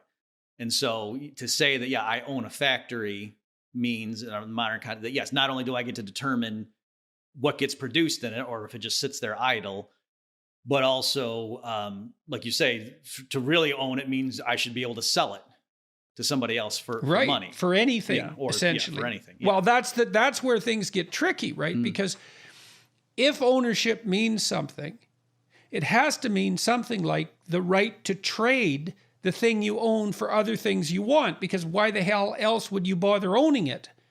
I mean, it'll produce profit, perhaps, but with that profit, you still want to be able to buy things that you can own. So it's the same problem. So what we need here, at least to some degree, the reason I'm driving at all of this is because we're facing a situation in our culture where there are fundamental revolutionary critiques at the first principle level, right? Right. We're not sovereign individuals, we're members of a group. We didn't band together for cooperation, we banded together to maximize our own selfish needs, our own selfish ambitions, and we do that as a consequence of the expression of arbitrary power. That the fundamental relationship between people in a hierarchy is exploitative, that the Enlightenment idea of the sovereign individual is nothing but a justification for claims of power for the privileged group. I mean, these are fundamental critiques. They go all the way to the bottom, which is why I'm trying to chase things down to the bottom. I'm also, and I want to go to this too at some point, it's an attractive set of ideas. It's an optimistic set of ideas, but it isn't instilling the same revolutionary fervor among a minority of young people, let's say, in our culture, that these more radical, the more radical critical ideas are. And so we also have to address that problem, is that this is kind of a nice way of looking at the world. It's optimistic, it's positive, but it's not romantically attractive, and it's being attacked madly. And so we can't defend it very well. So okay, so we'll sketch that out. Back to ownership. Yeah. So yeah, I think at some point in this discussion, what Mises would stress is to say, hey, let's not lose sight of the fact that, and just so you know, Dr. Peterson, Mises was not a natural law theorist, right? So even though plenty of people like libertarians love the work of Mises, and people who are very ideological and have views as to like where property comes from and ethically, Mises was more utilitarian or pragmatic. And I think he would just say, I'm happy to have these discussions about the philosophy and the underpinnings of justice and so forth, but push comes to shove, the means of like factories and farmland and crude oil deposits and other minerals and things like that, those all need to be owned privately too, because you need to have market prices for those things. Because a given business enterprise needs to be able at the end of the accounting period to say, were we profitable or not? And that's the only way we can know if it's using scarce resources effectively. Okay, so one reason for ownership is that it's very difficult to monetize something without that ownership. And if you can't monetize it, you can't calculate its value. And if you can't calculate its value, you can't use it. Or you can't know whether you're using it efficiently or not. Well, but that would be the same thing, essentially, because if you don't use it efficiently, you're going to have to stop using it pretty damn quickly.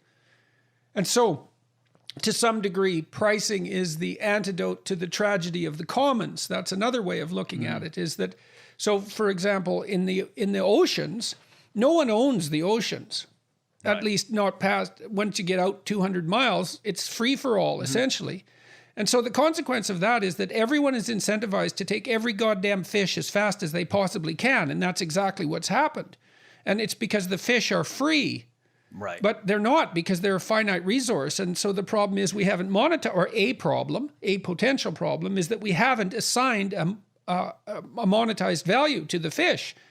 And so once they're pulled into an economy, they're worth something, but out there free floating, it's every man for himself. And so that means that without private property, you could make a case that private property leads to the despoiling of the natural environment. You say, okay, well, what about those situations where there is no private property? Well, then you get instantaneous despoiling of the natural environment because there's no incentive to maintain it. So we could say you need to own things so that your commitment to your specialization is paid for, right? So I want you to become a brain surgeon. That means I have to give you something. And to give you something means you get to own it, to dispose of it as you see fit. And so we want to incentivize everyone to specialize so that we can exploit each other with maximal efficiency. And that's to everyone's good. It's something that's in everyone's best interests. It's something like that. And so we need private property to manage the incentive. And then you also said to price things properly, because that's also an important consideration. Right. So historically, even before Mises came along, the critics of socialism warned about the incentive issue, and like to say, hey, there's some really productive people. If they're just getting paid, from each according to his ability to each according to his needs, why would a super productive person, exert himself so much if he's just going to get food based on how many people are in his household or something, that kind of thing. So that was a standard thing. But then the socialists countered that and said, well, no, in a socialist society, there'd be a new socialist man who would just, give out of altruism, just to be the benefactor of his fellow man. And it's only when you grow up in a capitalist system that you're greedy and self-centered because you have to be to survive. So Mises came along, and in his argument, he acknowledged the truth of the incentive issues, but his was more of a calculation or just a knowing what to do, and saying, even if we stipulate for the sake of argument that all the comrades are willing to do whatever the central planners tell them, and the central planners truly want the best for their subjects, it's just, you don't know. Where should we locate the factories? How many cars should we make? Should we build more food distribution centers? Should we have more farms here or there? How many of our incoming, of our crop of young scholars should go into these different technical fields? Okay, and the reason that you don't know that is because in order to know the price of one thing, you have to know the price of everything else. Right. Right? That's the fundamental problem. So, and then the problem is worse because, well, how in the world can you calculate the fundamental price of everything? Because that's an insuperable computational obstacle. And the answer is, well, you distribute the computational problem to the maximum number of actors, and you try to bring everything under the monetization web. Right. And there are places where we have real trouble with that, where we can't monetize something accurately. So there's areas where it doesn't work very well, but in general, yes, if you just think about what does it mean in a decentralized market economy with private property, not just for carpenters owning hammers, but for the whole factory being owned by a small group of people or one person, and everything is owned privately. And then, people have accountants. And at the end, like I say, of an accounting period, they look back and say, how did we do?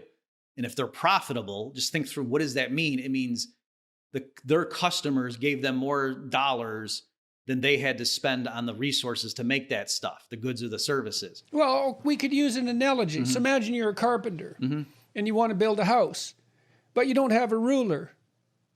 You don't have any way to measure length. Right. Well, so maybe you eyeball it. Maybe you get pretty good at that, but maybe you can't even do that. So you can't measure length, and now you have to build a house. Well, you can't, because you have to measure.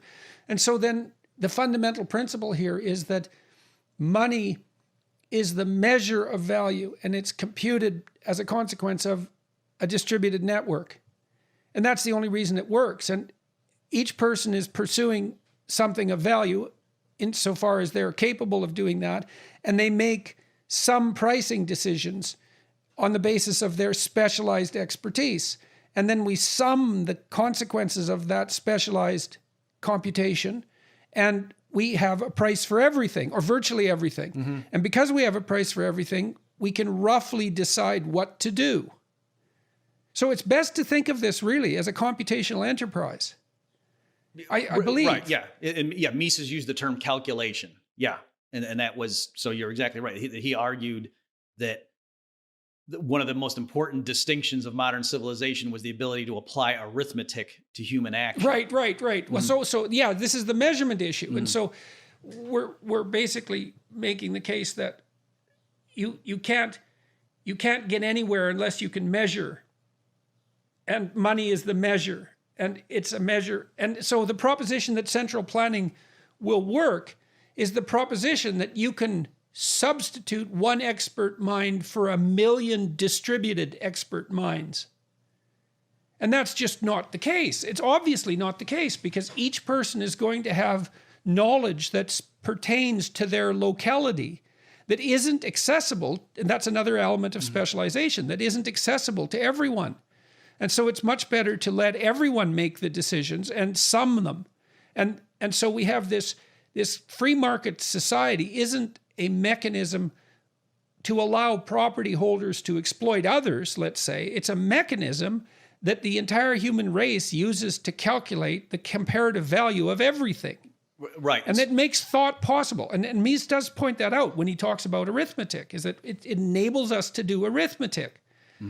And we can decide, is it worth it? Yeah. And so Hayek, who was, a follower of Mises and won the Nobel Prize in '74 for a lot of this stuff, he had a discussion where he was saying, for example, if a tin mine collapses in Africa or something, everybody around the world who uses tin needs to use less of it, at least in the near term, until they get that mine up and running again. And so in a market economy, the way that happens is the price of tin goes up. And so you're saying, like, some factory owner in North Dakota doesn't even need to know why. It's irrelevant. He doesn't need to know the particulars of the mine. He just needs to know tin is more scarce now than it was yesterday. So if you can, use something else on the margin. And that's exactly what happens when the price goes up. People who can substitute out of tin for something else do so. But for firms that absolutely need tin, there's no other way to do this. Right, and they don't need to know anything about tin. That's what's so cool about money, is that you don't need to know anything about what it is that you're purchasing. And thank God for that, because we don't know anything about anything. So if you're going, I've tried to buy printers, which is very, very difficult, because there's like 300 printers, it's like, how the hell do you possibly know which printer is the right printer? And the answer basically is, well, roughly speaking, you can use price. You can assume the printer is worth whatever the price is. It's as good an indication of the quality as you're going to manage. And thank God for that, because otherwise you wouldn't be able to make a decision. I ran into this sort of problem trying to price some things that I produced. I produced these software programs, myself and my collaborators. One of them, the self-authoring suite, is designed to help people write about their past and their present and to make a plan for the future. And we were trying to price that, and it was unbelievably difficult decision. And it started me thinking about pricing.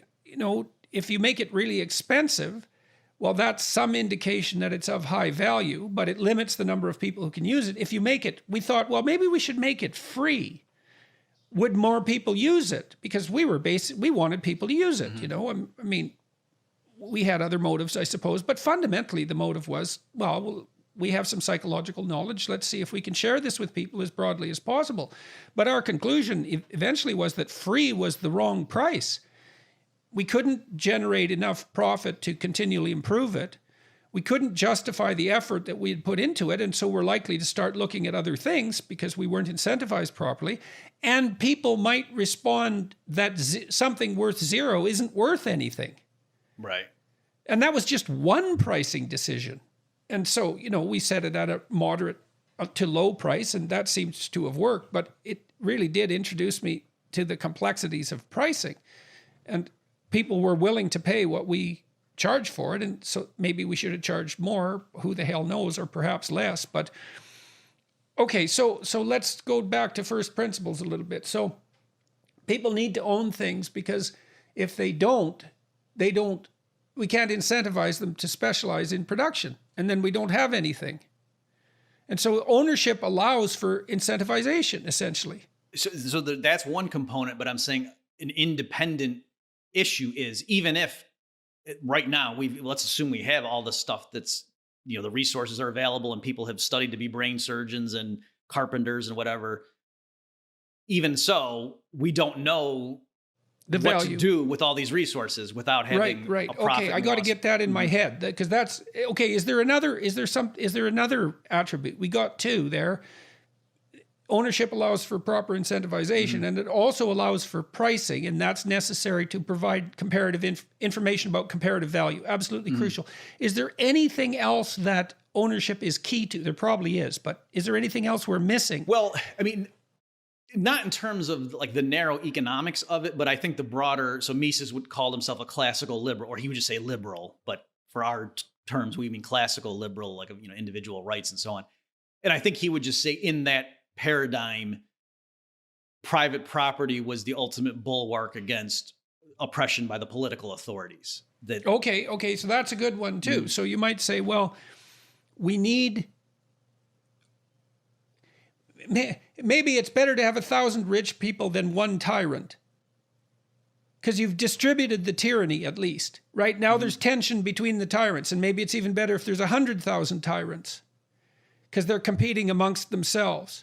And I mean, I think you could make that case, because one of the factors that delimited the power of the absolute monarch, say as England developed, was the fact that there were nobles who also had independent basis of power. So ownership also gives individuals authority and power.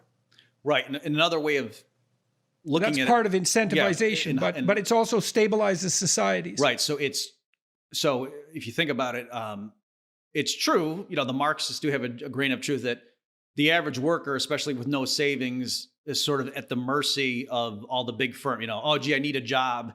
And right now there's really just 100 companies that are viable that might hire me. And if I don't get along with them, or if I don't kowtow and do what they want, be a yes man, then, I'm out and I have to just do whatever.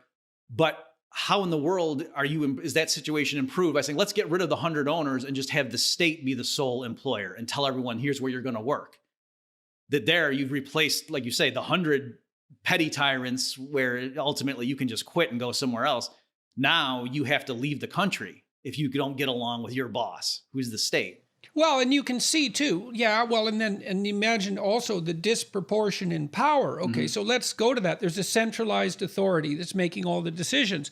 And then there's all these citizens, and they're all equal. Well, yeah, but they're not equal in relationship to the centralized authority. They're radically unequal. They have no power whatsoever. And so now if you look at a place like communist China, at least the central tyrannical tendency of the state is counterbalanced by the authority and power of the tycoons. And you got to think about that as something that's better. At least there's a competition between tyranny and at that point. Even if you're very, very cynical about the whole situation, it's a good thing that there are locales of power that are independent of the state's central authority. Right, and that's merely because the state, even if it was benevolent, might be wrong. So just in terms of diversity of opinion, we'd want to have multiple power sources. Now, I've also talked to my brother-in-law, helped me sort of puzzle this through too. There's some utility in having some people who specialize in the ownership of money. And so they have a tremendous amount of money, partly because some things are really expensive to do. So if you want to build a factory to build microchips, for example, that's a couple of $1 billion in investment minimum. And so unless we have these huge pools of freely available capital, then that requires a certain amount of disproportion in distribution, right? So that there are some people who are extremely rich. We couldn't do any of the things that riches require if we didn't have people who were rich. And so tell me what you think about this. So is it the case that distribution of economic resources to the poorest is dependent on their availability to the rich first? So you think about cell phones. When they first come out, they're like $25,000. And so there's some people who can afford a $25,000 cell phone and they buy them, and then now they're worth $20,000. And then more people can buy them because it's the $20,000 price range. I mean, if we didn't have radical inequalities in income distribution, would we ever be able to introduce new expensive products into the market? Well, let me answer this way, and if you want to press me, I can try to elaborate more. But I think for sure what Mises would say, and I would agree with this, is for the introduction of new products, you do want to have private property and the ability of certain people to have accumulated vast fortunes. Because if you think about it, how did some person get to be a billionaire? It was only because of that person's superior foresight in anticipating what the consumers wanted. And that's how you got to that position. And then that person then to decide, there's this new technology called a cell phone or a cellular phone. Yeah, I think it's worth sinking millions of dollars into seeing if this will pan out. It's who's making that decision? It's the person who's got the proven track record so far. Whereas if you had a different system where, oh no, we don't allow individuals to accumulate vast fortunes, the state owns everything, then it's going to be a committee that's always going to guess and say, okay, bring in the new proposals, let's vote on it. So there's not as much skin in the game, to use that popular phrase now, that it's not that individuals own money. And so that's like, you could just see how, given human nature and the limits of what people's expertise is, that distributing it, decentralizing it, and allowing for the possibility of massive fortunes to accumulate is a better engine for innovation. That now people can specialize. And a certain billionaire who doesn't know anything about phones, like he made his money with cars, might say, I'm going to pass on that. I don't know anything about that. Whereas somebody else who's more technically savvy might invest in it. But there needs to be some way. You can't just invest in every promoter who says, hey, I've got this new product that's going to revolutionize the world, because most of them are going to be wrong. So your argument basically is, well, there are people out there who specialized and developed expertise within a certain domain, and as a consequence, they've accumulated a fortune. And that marks accepting aberrations, that marks the development of that expertise. It's a pragmatic marker for the development of that expertise. You want those people making decisions in their area. And if they make decisions in another area and it's a bad decision, they're just going to lose their money. Right. And so it's self-correcting. Yes. And like you said, maybe this is what your, I don't know if you said brother-in-law was getting at, but there are people in a market economy who specialize in investments. Like they're good at just picking companies, like Warren Buffett or whatever, to use a popular example. So it's not that Warren Buffett necessarily is good at running a car factory, but he knows what team is going to be good at doing that. Like he can just interview people and get a sense of, I think this firm's going to do well over the next 10 years. And so, there is that. So someone who's just good at investing and picking winners in the stock market, if you really are good at that, over time, you accumulate money and then you have more decision as to which firms get funded. So again, it's like a meritocracy, and all this stuff presupposes there's property rights and, people aren't stealing it from each other. Yes, and free action and the ability to make rational decisions. Obey the rules. Then, over time, who is it that's made a boatload of money in the stock market? The people who have successfully predicted better than everybody else which stocks are likely to go up, or they sold the ones that were before they went down. And that's exactly the kind of person you want deploying the scarce amount of capital funds, sort of guiding the trajectory of our industrial base or whatever. Well, that's the person you would turn to if you were looking for advice. So it seems like that's the sort of person that you'd want. Now, that means that the thing about that, again, and this is a moral issue, is that means those of us who don't have billions of dollars have to put up with the fact that there are people who do, right? And I suppose it's tempting to assume that they've gathered their fortune as a consequence of some misbegotten adventure that involves oppression and unfair extraction. And of course, there's always some truth in that, because all systems are susceptible to corruption to some degree. See, I've been thinking about this idea of systemic racism a lot lately, and it's a very, very treacherous term, and purposefully so, I believe, or maybe it's evolved that way in some sense, because terms that are particularly treacherous are difficult to dispense with. It isn't the racism part of that that's the problem, although it's the heavyweight of the two. You say racism and everyone responds, well, that's a terrible thing. And then to object to anything that has racism appended to it is a very treacherous enterprise, because it looks like you're objecting to something that's obviously terrible. I mean, even if you're a filthy, greedy capitalist, you want to exploit everybody from each race to the maximum degree possible. And so even for you, racism is going to be a terrible thing. But then there's this systemic issue, you see, and that's sort of snuck in there. Systemic. Well, Systemic implies central tendency, right? Because otherwise you wouldn't use the word systemic. And so the proposition is essentially that the central tendency of the social institutions is racism, rather than an aberration in their behavior or a deviation from the central tendency. And what we're trying to sort out right here is what the central tendency is. And so we're saying, well, people band together for productive purposes. They specialize because that is advantageous with regards to maximizing productivity and distribution because of the pricing issue. It's not a matter of exploitation. You have to specialize to do this, and there's a price to be paid for that, but the price to be paid is offset by the price that you are paid for specializing.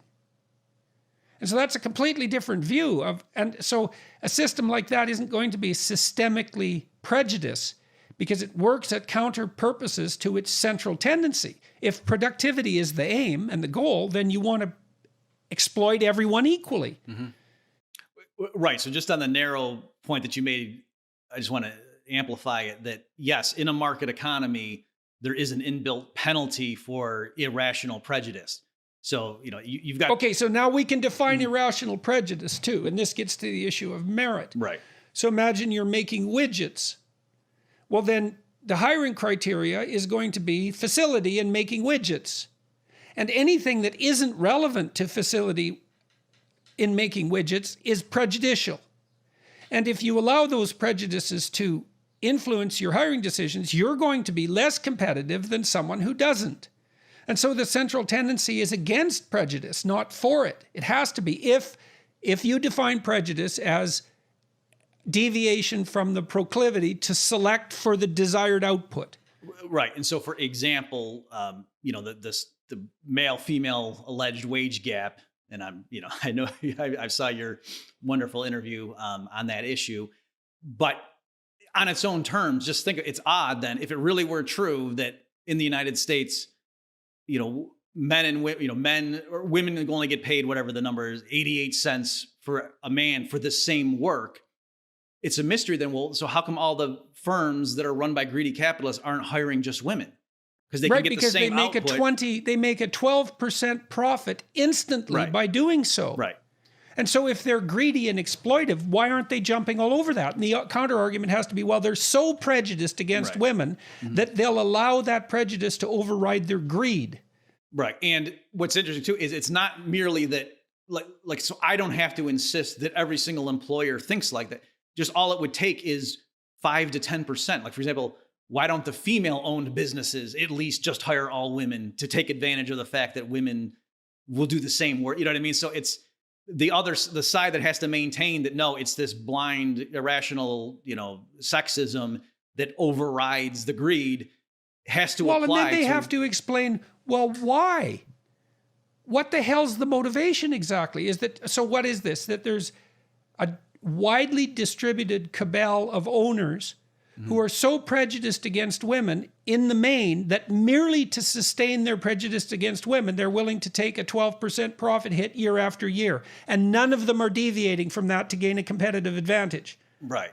And that's the theory. Yeah, right. And why can't women who see this, it's so obvious then, why don't they start opening businesses to at least, pay their female sisters 95 cents to them, so it's or 89 cents for that matter. Right. So it's weird that system. So, and of course they would then respond and say, well, it's because of and they push the sexism back, like you say, into the system.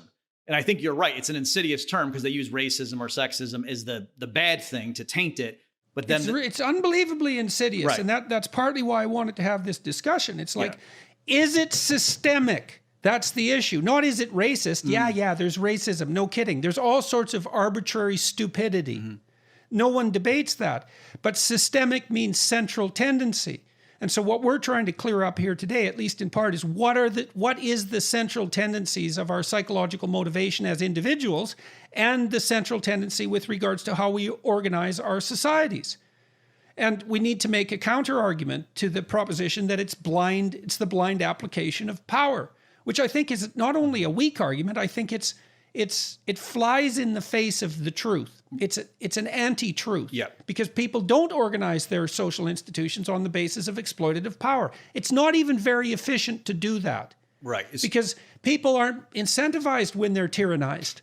And so, yes, so that's another area where I think I've heard your lectures coincides very nicely with Mises' work. When you say, yes, there are hierarchies, but they're not based merely on pure power. There's some merit involved, or sometimes there's merit. And that's what Mises says, that he would talk about, they'd refer to like the cotton king or the barons of industry. And he said, in a market economy, the people who are at the top, why is John D. Rockefeller, why was he on top? Because he delivered kerosene at much lower prices than his competitors did. And the same thing can be said for Walmart, right, and for Bill Gates, for that matter, who made. I remember what happened when Microsoft started to develop. Gates bundled software together and sold it for like 1/10 the price of his competitors. And he just wiped them out. And it happened very, very rapidly. And so here's another issue with ownership. Robert Breedlove brought this up today on Twitter. It's not his idea, but other people have made the same case, but he did it quite nicely. He said that the right to private property should also be considered the responsibility of private property, and responsibility properly had. It's like, okay, now here's a car and you own it. So what are you going to do with that car? Well, are you going to take care of it, or are you going to wreck it? Well, what if 1,000 of you own it? So do you take better care of a rental car or your own car? And so then the question is, well, if you own something, do you take better care of it than if you don't own it? And I think everybody can kind of answer that question for themselves. It's in your best interest to take care of something that you own. And maybe you don't do a very good job of it, but all that implies is that you do even a worse job if you didn't own it. Right. And just to extend that against the Misesian framework, that's what he would say is, again, the critical function of having prices and just simple accounting. Like Mises quoted Goethe, who said one of the modern miracles or the best inventions of the human mind was double entry bookkeeping, or something like, I forget the exact quote. Yeah. But that seems like an odd thing for, a philosophical. Well, it's worth, yes, it is an odd thing. First of all, you should define double entry bookkeeping so everyone knows what that is. Okay. So that, in terms of accounting, that there's like the liabilities, and then on the opposite side of the balance sheet, you have the assets, and then the liabilities and the capital in the company, so that every transaction you sort of see the mirror image, and you can just keep track of what's happening. And Mises' point was that sort of trivial thing that the socialists just say, oh, that's just an appendage of the market economy to put some numbers on it. But he's like, no, that's critical, because it allows the owner to know, have we squandered our funds? Like, our capital at the end of the period, is it higher or lower? And it's sort of like a scorecard. And so what you just said reminded me of that. It's like to say, without prices, it's not merely that you wouldn't have the incentive. You wouldn't even know. Did I add to the stockpile of what I've been entrusted with to be a steward for, in society, of these portions of resources, I own. And did that go up or down? Without market prices, you literally don't even know whether it went up or down. So it would be like if you had a car and not just knowing, do you take care of it or not, but not even be able to see it, or not even to be able to open the hood and tell if there was an engine inside. Like, you wouldn't know, am I driving it too hard, if you couldn't check up on it in some way. And so that's what market prices do. If you've earned a profit, that's a signal or feedback from the entire society that, in a sense, the consumers say, you've done a good job using scarce resources, that you've transformed resources into something valuable. So ownership buys us incentive. It buys us stewardship. It buys us measurement. And those aren't replaceable, especially measurement. That might be the most crucial of all of them, because the others fall without measurement. You can't even keep track of what you're doing. That's the point you were just making now. Right. Yeah. So we can have... Yeah, Mises has a phrase where he said the central planners without market prices would be groping in the dark. Well, that's a huge issue. Mm-hmm. I read in Solzhenitsyn, I believe, that the central planners in the Soviet Union had to make something like 50,000 pricing decisions a day. And well, you can't even make 50,000 decisions a day. I mean, that's impossible. And I don't know how they managed it, but there's always an assumption. There's always an implicit assumption on the basis of people who are pushing central planning that the data will somehow be there for the planners to take. Right.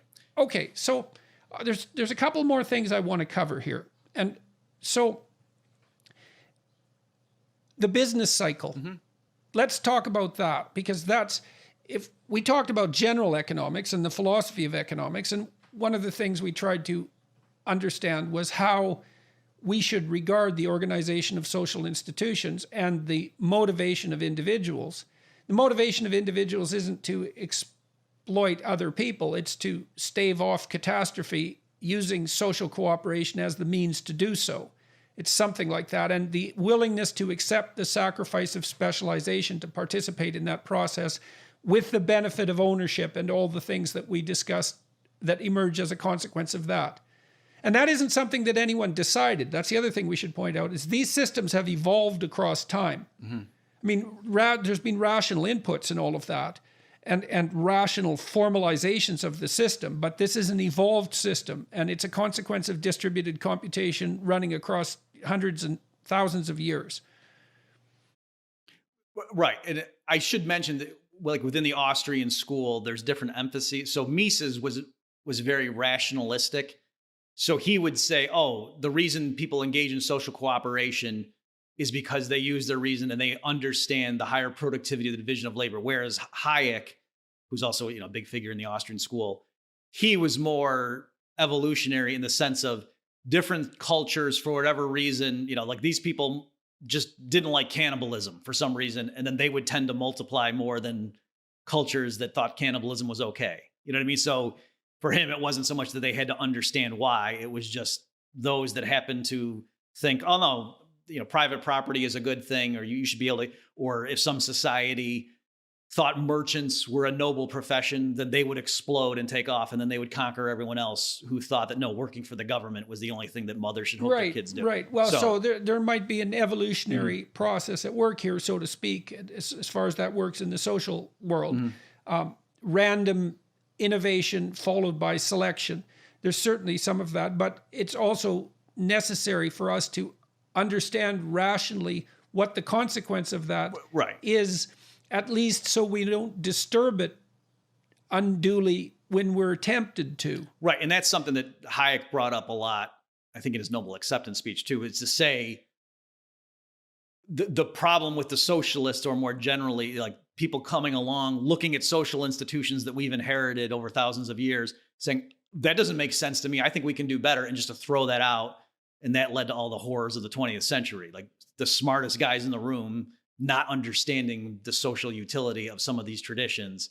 And so, Hayek would argue that's actually not being scientific and rational. Like, let's think through, there must be some reason. It doesn't. Yeah, well, the big issue there for me is, for anyone who's intelligent, it's very complicated, because we do use planning in our day-to-day lives, and I mean, that's an assumption of the Austrian school. And so then you might say, well, isn't there a role for planning at the highest levels of social organization? And the answer to that has to be something like, the more complex the problem, the less likely that individual rationality is going to be able to solve it. You have to start moving towards distributed computational systems to solve incredibly complex problems. Yeah, exactly right. And that they talk about that a lot in the Austrian tradition too, to say we shouldn't even concede to the socialists this term planner, because in the market economy, like you said, Dr. Peterson, there's lots of planning, like the CEOs and the VPs of finance and marketing, they sit down and they're planning all the time. Like, should we introduce this new product line? Should we build a factory here? But it's decentralized. Whereas what the socialists mean by planning is, no, a select group of people with political power are going to do the planning and impose it on everybody else. It's like systemic racism, centralized planning. Right. The planning sounds good. It's the centralized that's the problem. The more centralized the planning, the more room for catastrophic error. Right. And also the of political oppression too. Like we said, that's not a narrowly economic issue, but yes, since looking at history, we know it is possible that sometimes people do really awful things. That's another independent reason you would want to limit how much power a few people have, and to give them the power over the whole economy. That's a very risky thing to do. It's not merely that they might not make enough eggs, they might send people to work in death camps. Okay, so are there more criticisms of socialism lurking inside the Austrian school at the level of first principles, or have we discussed most of them?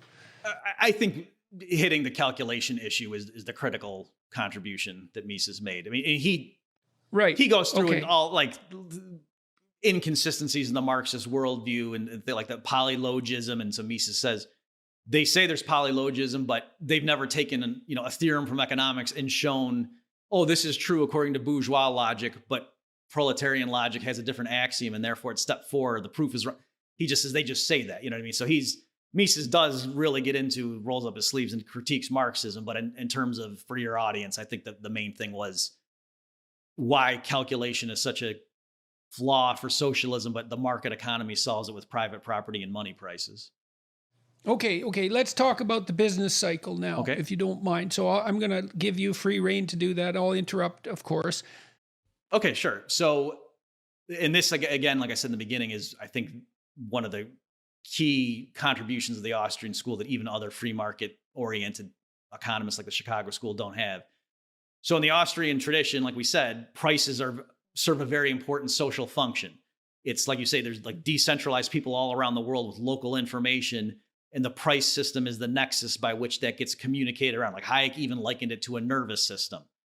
And so that's a sense in which the whole system stays rational, if you want to use that phrase, or how do we husband our resources economically? You need market prices to have that. So, okay.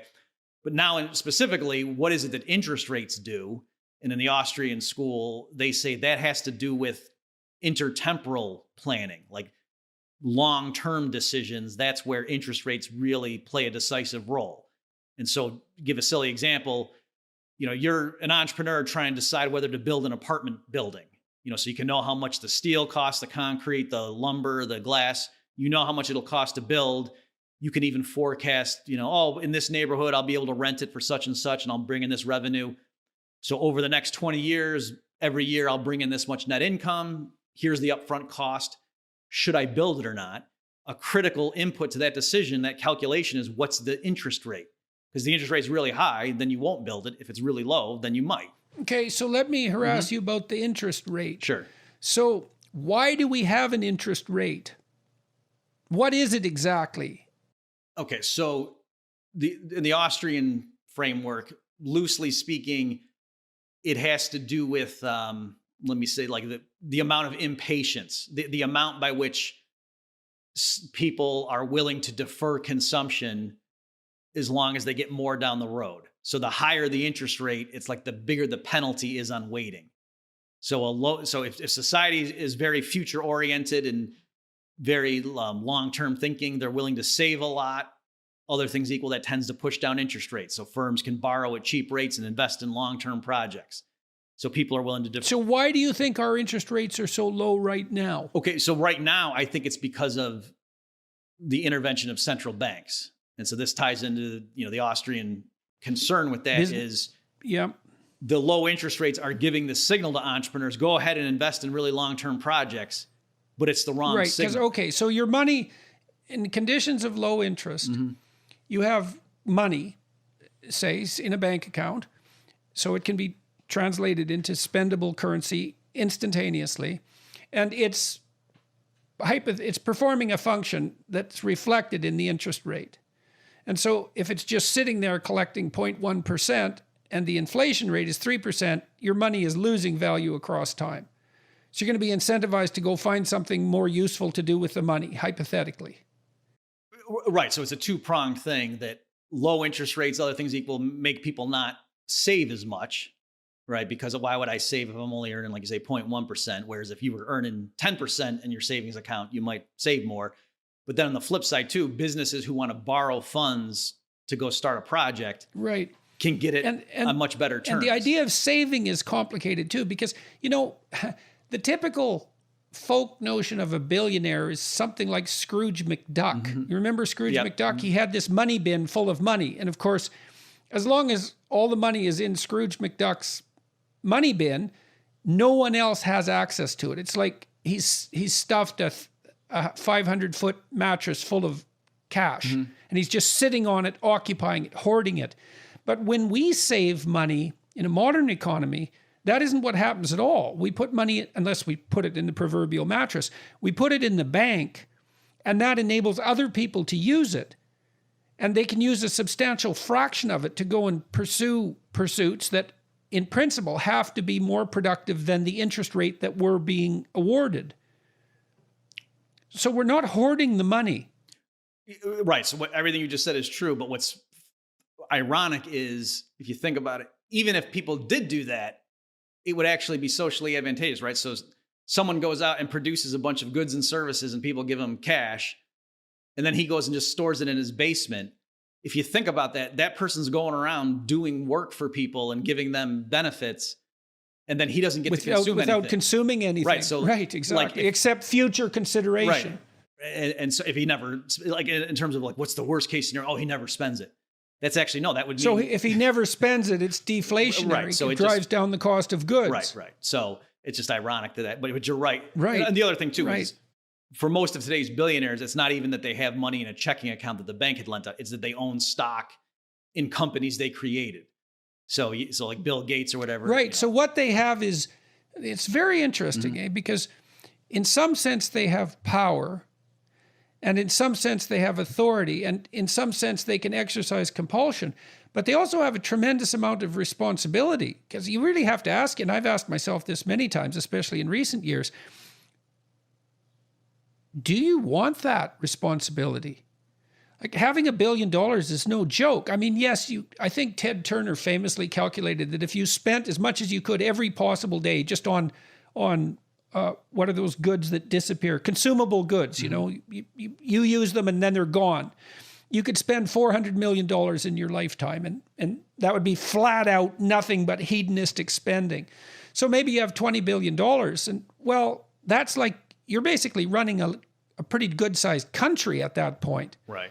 And it's not as if, I read a biography of Howard Hughes. You know, Howard Hughes had obsessive-compulsive disorder, and he got very ill in his later years. And like, his money just evaporated around him. As soon as he was unable to stay on top of it, it just disappeared like mad. And that makes perfect sense, because money is obviously valuable. And if you don't keep an eye on it, it has a tendency to distribute itself elsewhere extraordinarily rapidly.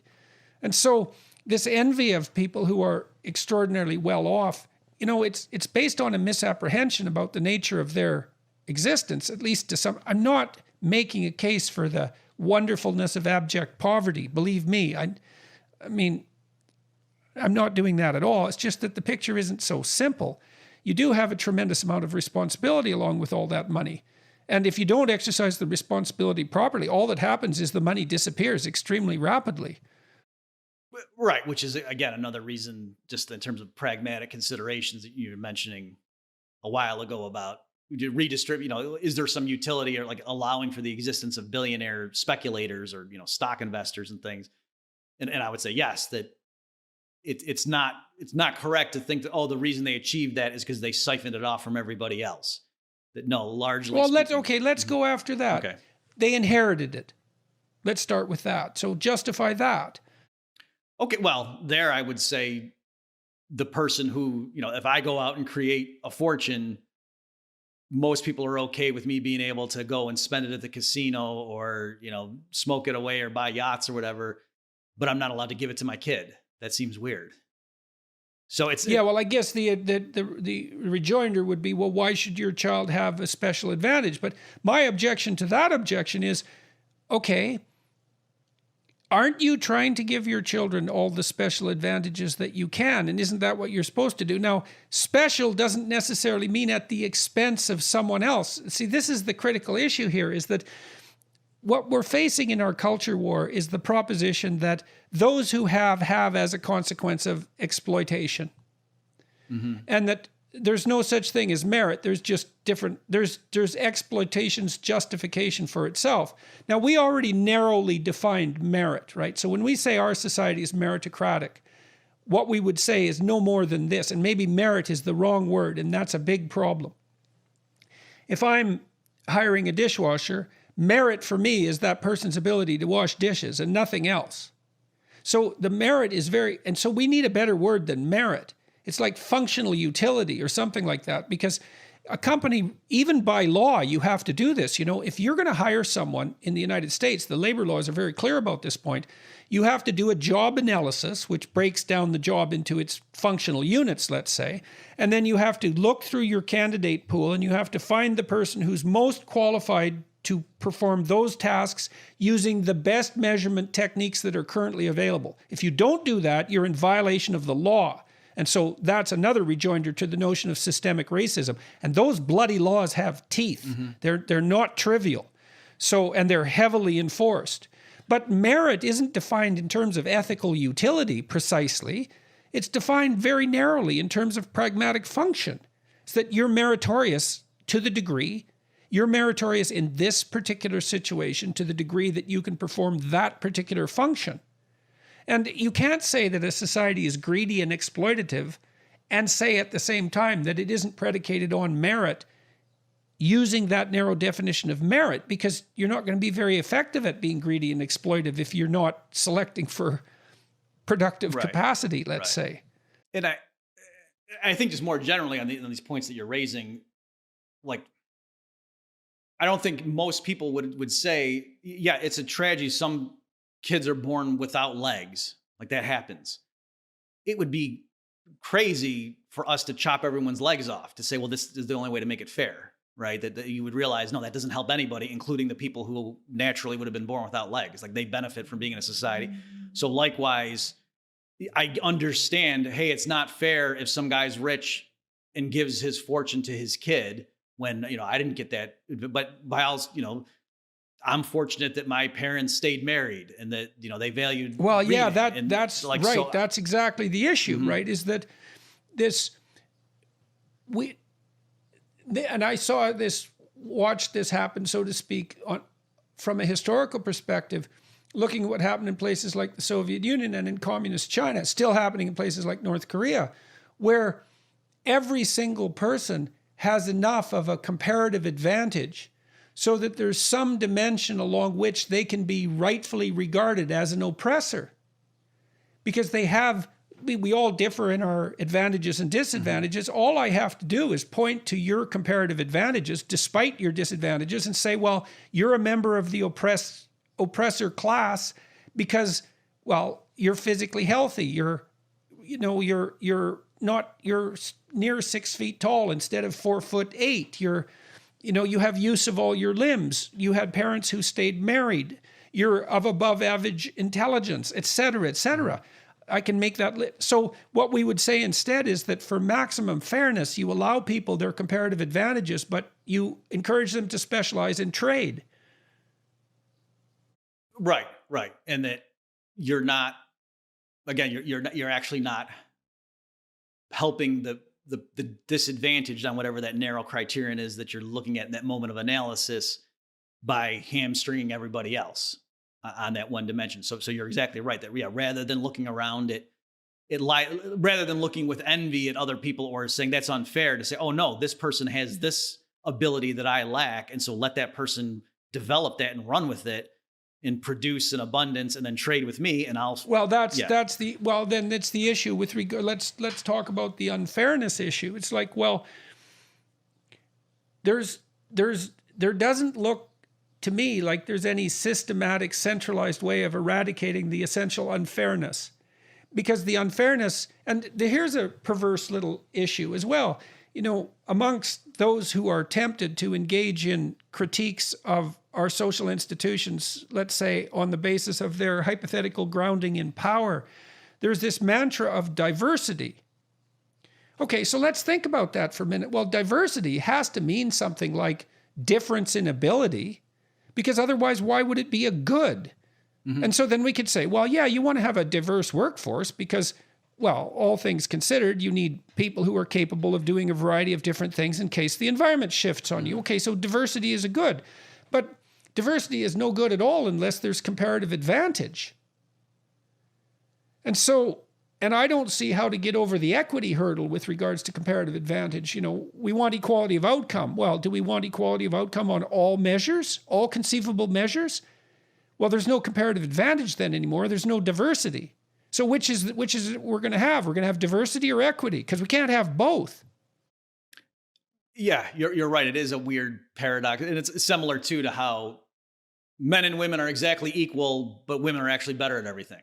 Like there's those two undercurrents in the standard rhetoric coming out nowadays in these culture wars. So yeah, I'm agreeing with you that it's the ostensible reason for why you would want to promote diversity in the workplace is that because they will argue with it. If you say, oh no, I should be able to hire the most qualified people and to make the most profit, and it's not fit, they'll argue with you, say, oh no, you're not going to sacrifice profit. You'll make more money if you do what we're telling you to, because for the reasons you're saying, that you'll have new perspectives when you're making decisions, and you'll know about these people will know how this customer base will react to your marketing. And so they're telling you that this is actually the profitable decision if you were enlightened. Well, and the thing is there's probably some merit to that argument, which is that, if you want to serve a population, you probably want representatives of the population within your decision-making purview. But I would say the market already rewards that,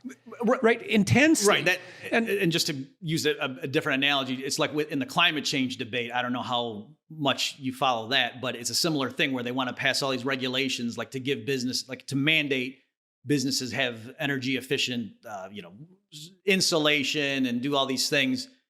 And so the right wing says, no, that's going to impose costs. And then the left will say, oh, no, actually, they'll save money. And so I would always point out, well, then you don't need to mandate it. Just fax your data to the CFO of the corporation and they'll do it on their own. And so likewise, like you're saying here, if it really is true that this will promote, profit, if this is a good move for the company, it's weird that we need to browbeat and coerce everyone into doing it when, by assumption, these are greedy capitalists who do anything for a buck. Except again, apparently the one thing they won't do is hire different people. Especially given that you could attain a comparative advantage by doing so. Right.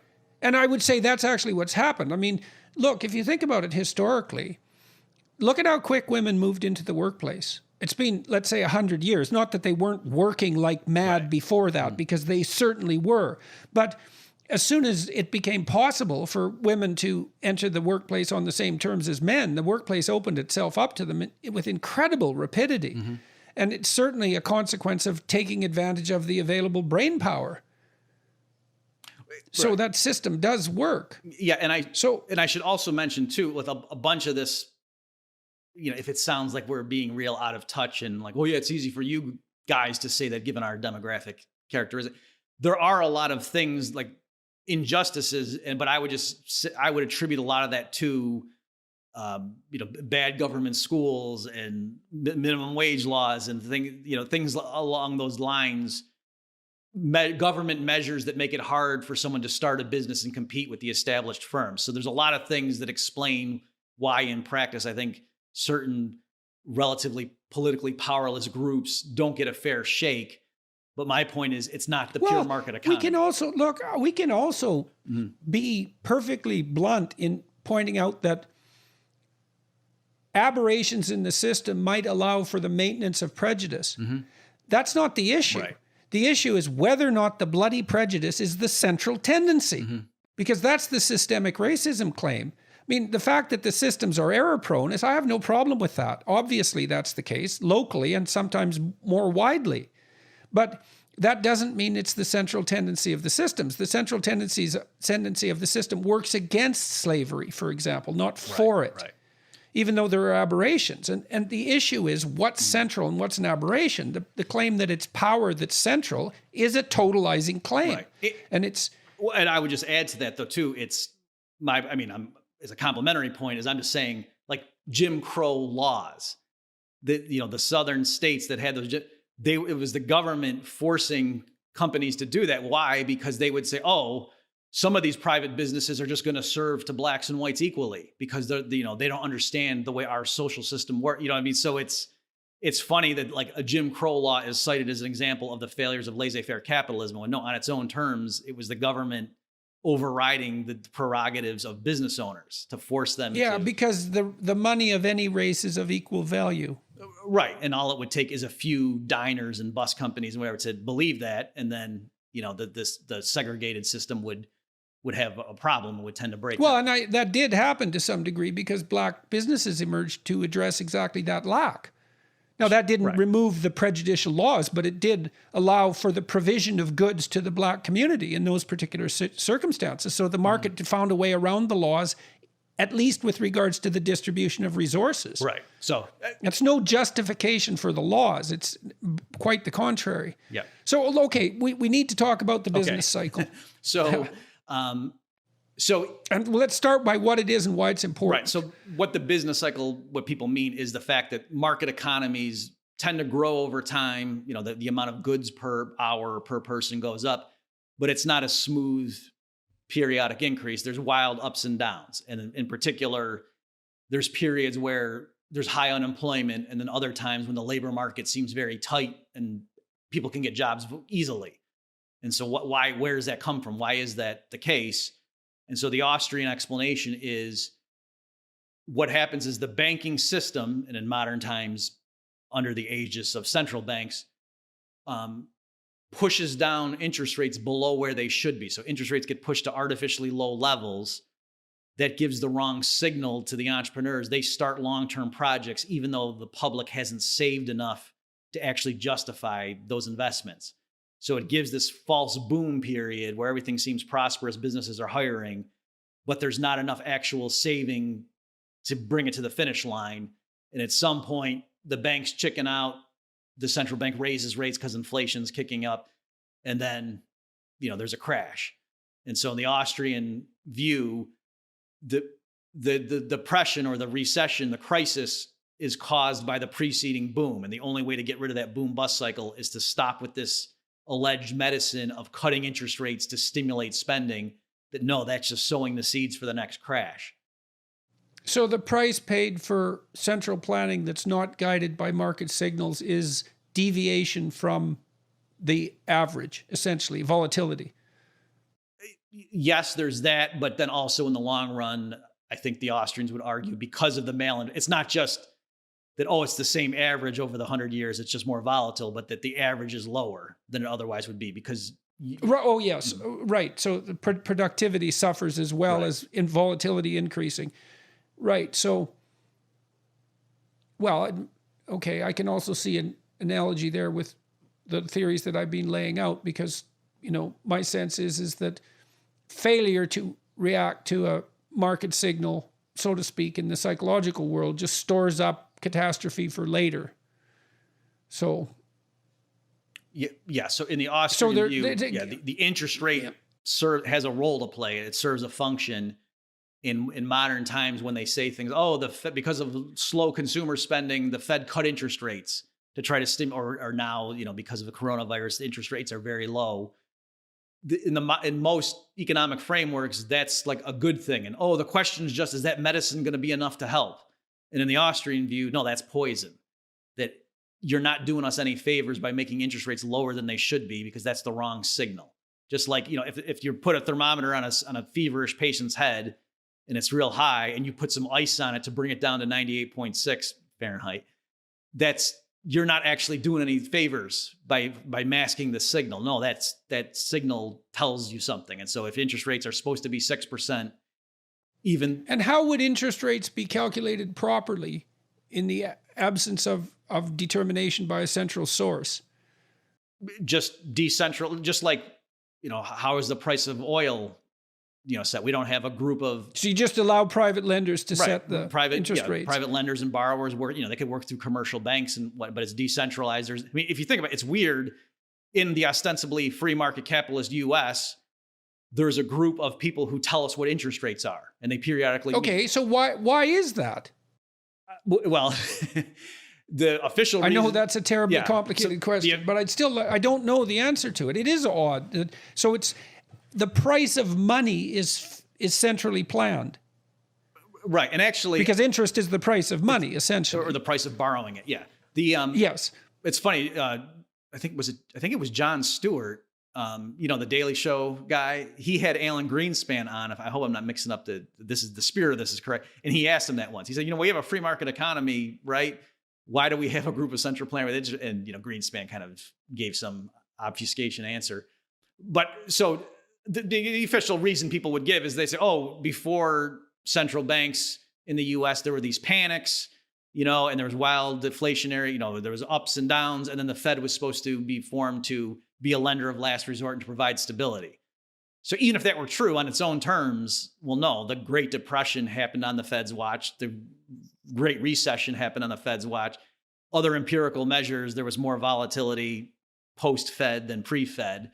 So even on its own terms, the more cynical people would say, well, it's a group of bankers and they were instrumental in, the Federal Reserve Act and getting that thing established. And it's an institution that provides liquidity and bails out bankers when they get into trouble. And so, what's the mystery there? That's why it happens. So, that's the cynical interpretation.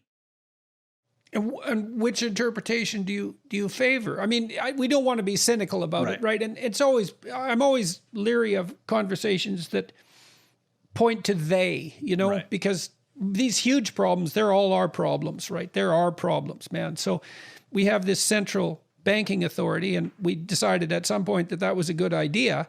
And cynical theories tend to be incomplete at best, in my view. I mean, what's the cost, in your view, or the view of the Austrian school, of having the central interest rate planned in this manner? It's the business cycle. That's the issue, is that it's not informed properly, the decisions. Right. That by periodically pushing interest rates below what they should be, what's the just in pure cause and effect? What's the problem with that? Is when it comes to interest rates in particular, it causes this artificial boom period that necessarily must end in a bust.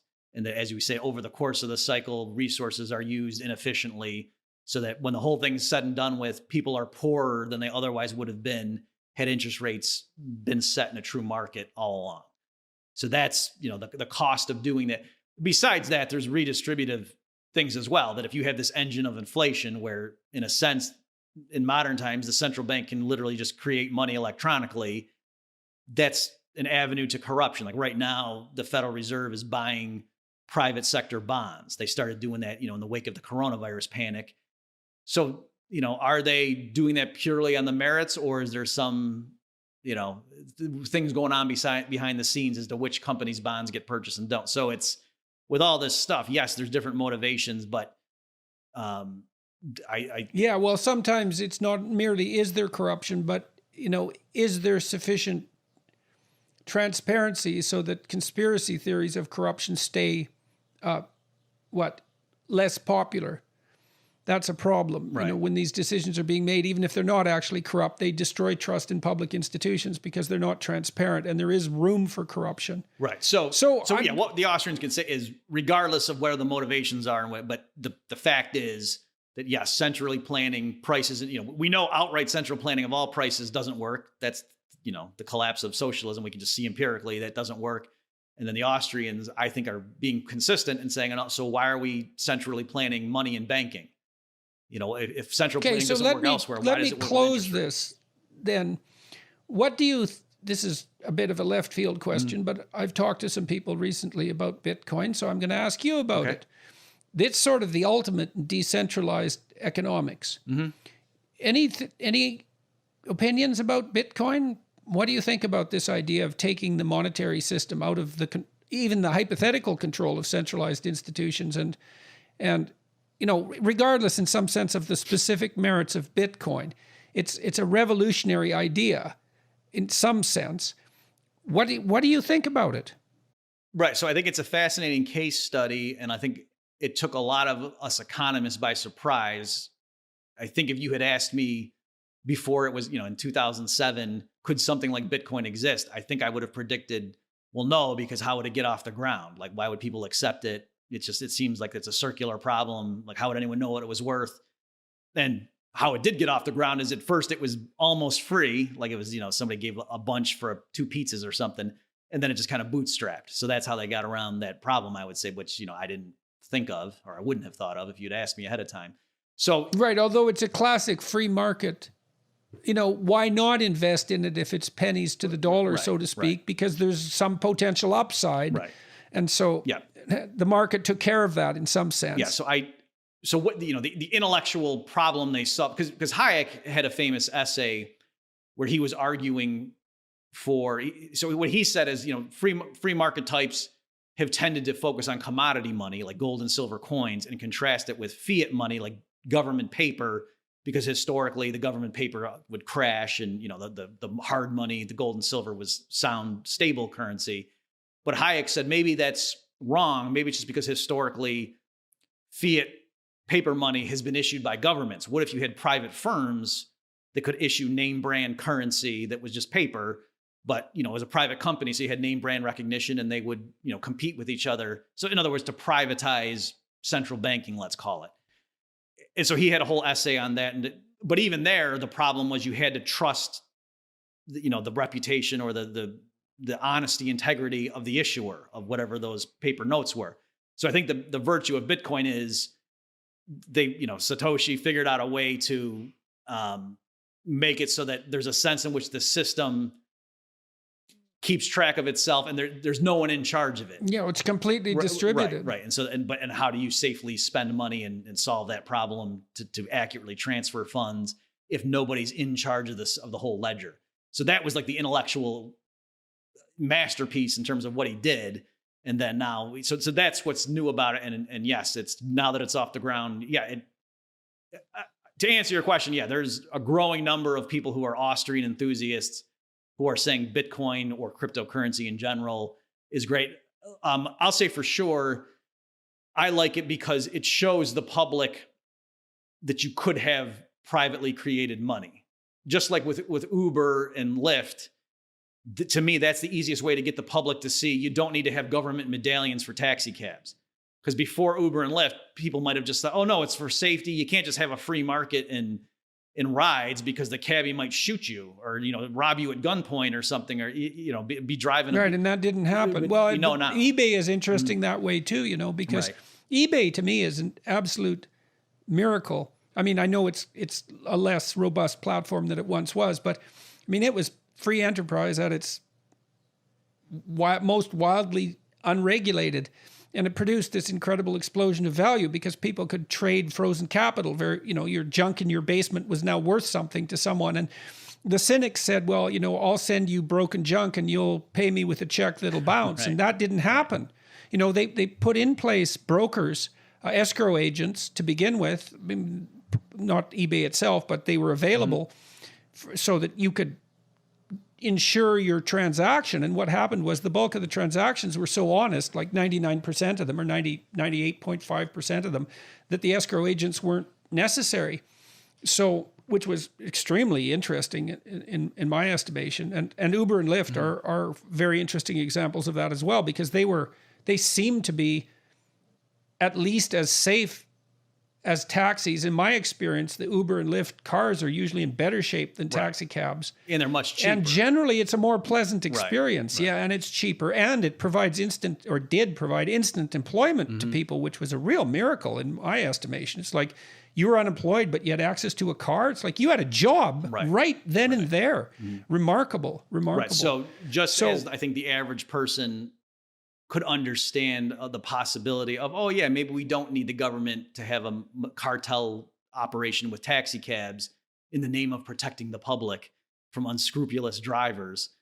Likewise, I think with cryptocurrency, people seeing that and seeing how it works and, realizing, oh yeah, maybe we shouldn't just take it for granted that, oh, clearly the government provides courts and police and money. Obviously the government has to be in charge of issuing money, because otherwise to me, that's what one of the virtues of, cryptocurrency is that people can at least see an example of something that was obviously had nothing to do with the political system. Yeah, well, it does definitely seem to be a currency whose fundamental underlying philosophy is in line with the fundamental underlying philosophy of the Austrian School of Economics. Certain. The only reason I'm going to stop is I just do want to acknowledge some Austrians are divided on that. So some are really, they love commodity money and they think no gold and silver, and they think Bitcoin, like, no, that makes no sense. That's crazy. That's just like a big bubble. So I don't endorse that, but I do want to just say that our Austrians are divided. Yeah, well, I guess the affinity is that it's a distributed currency.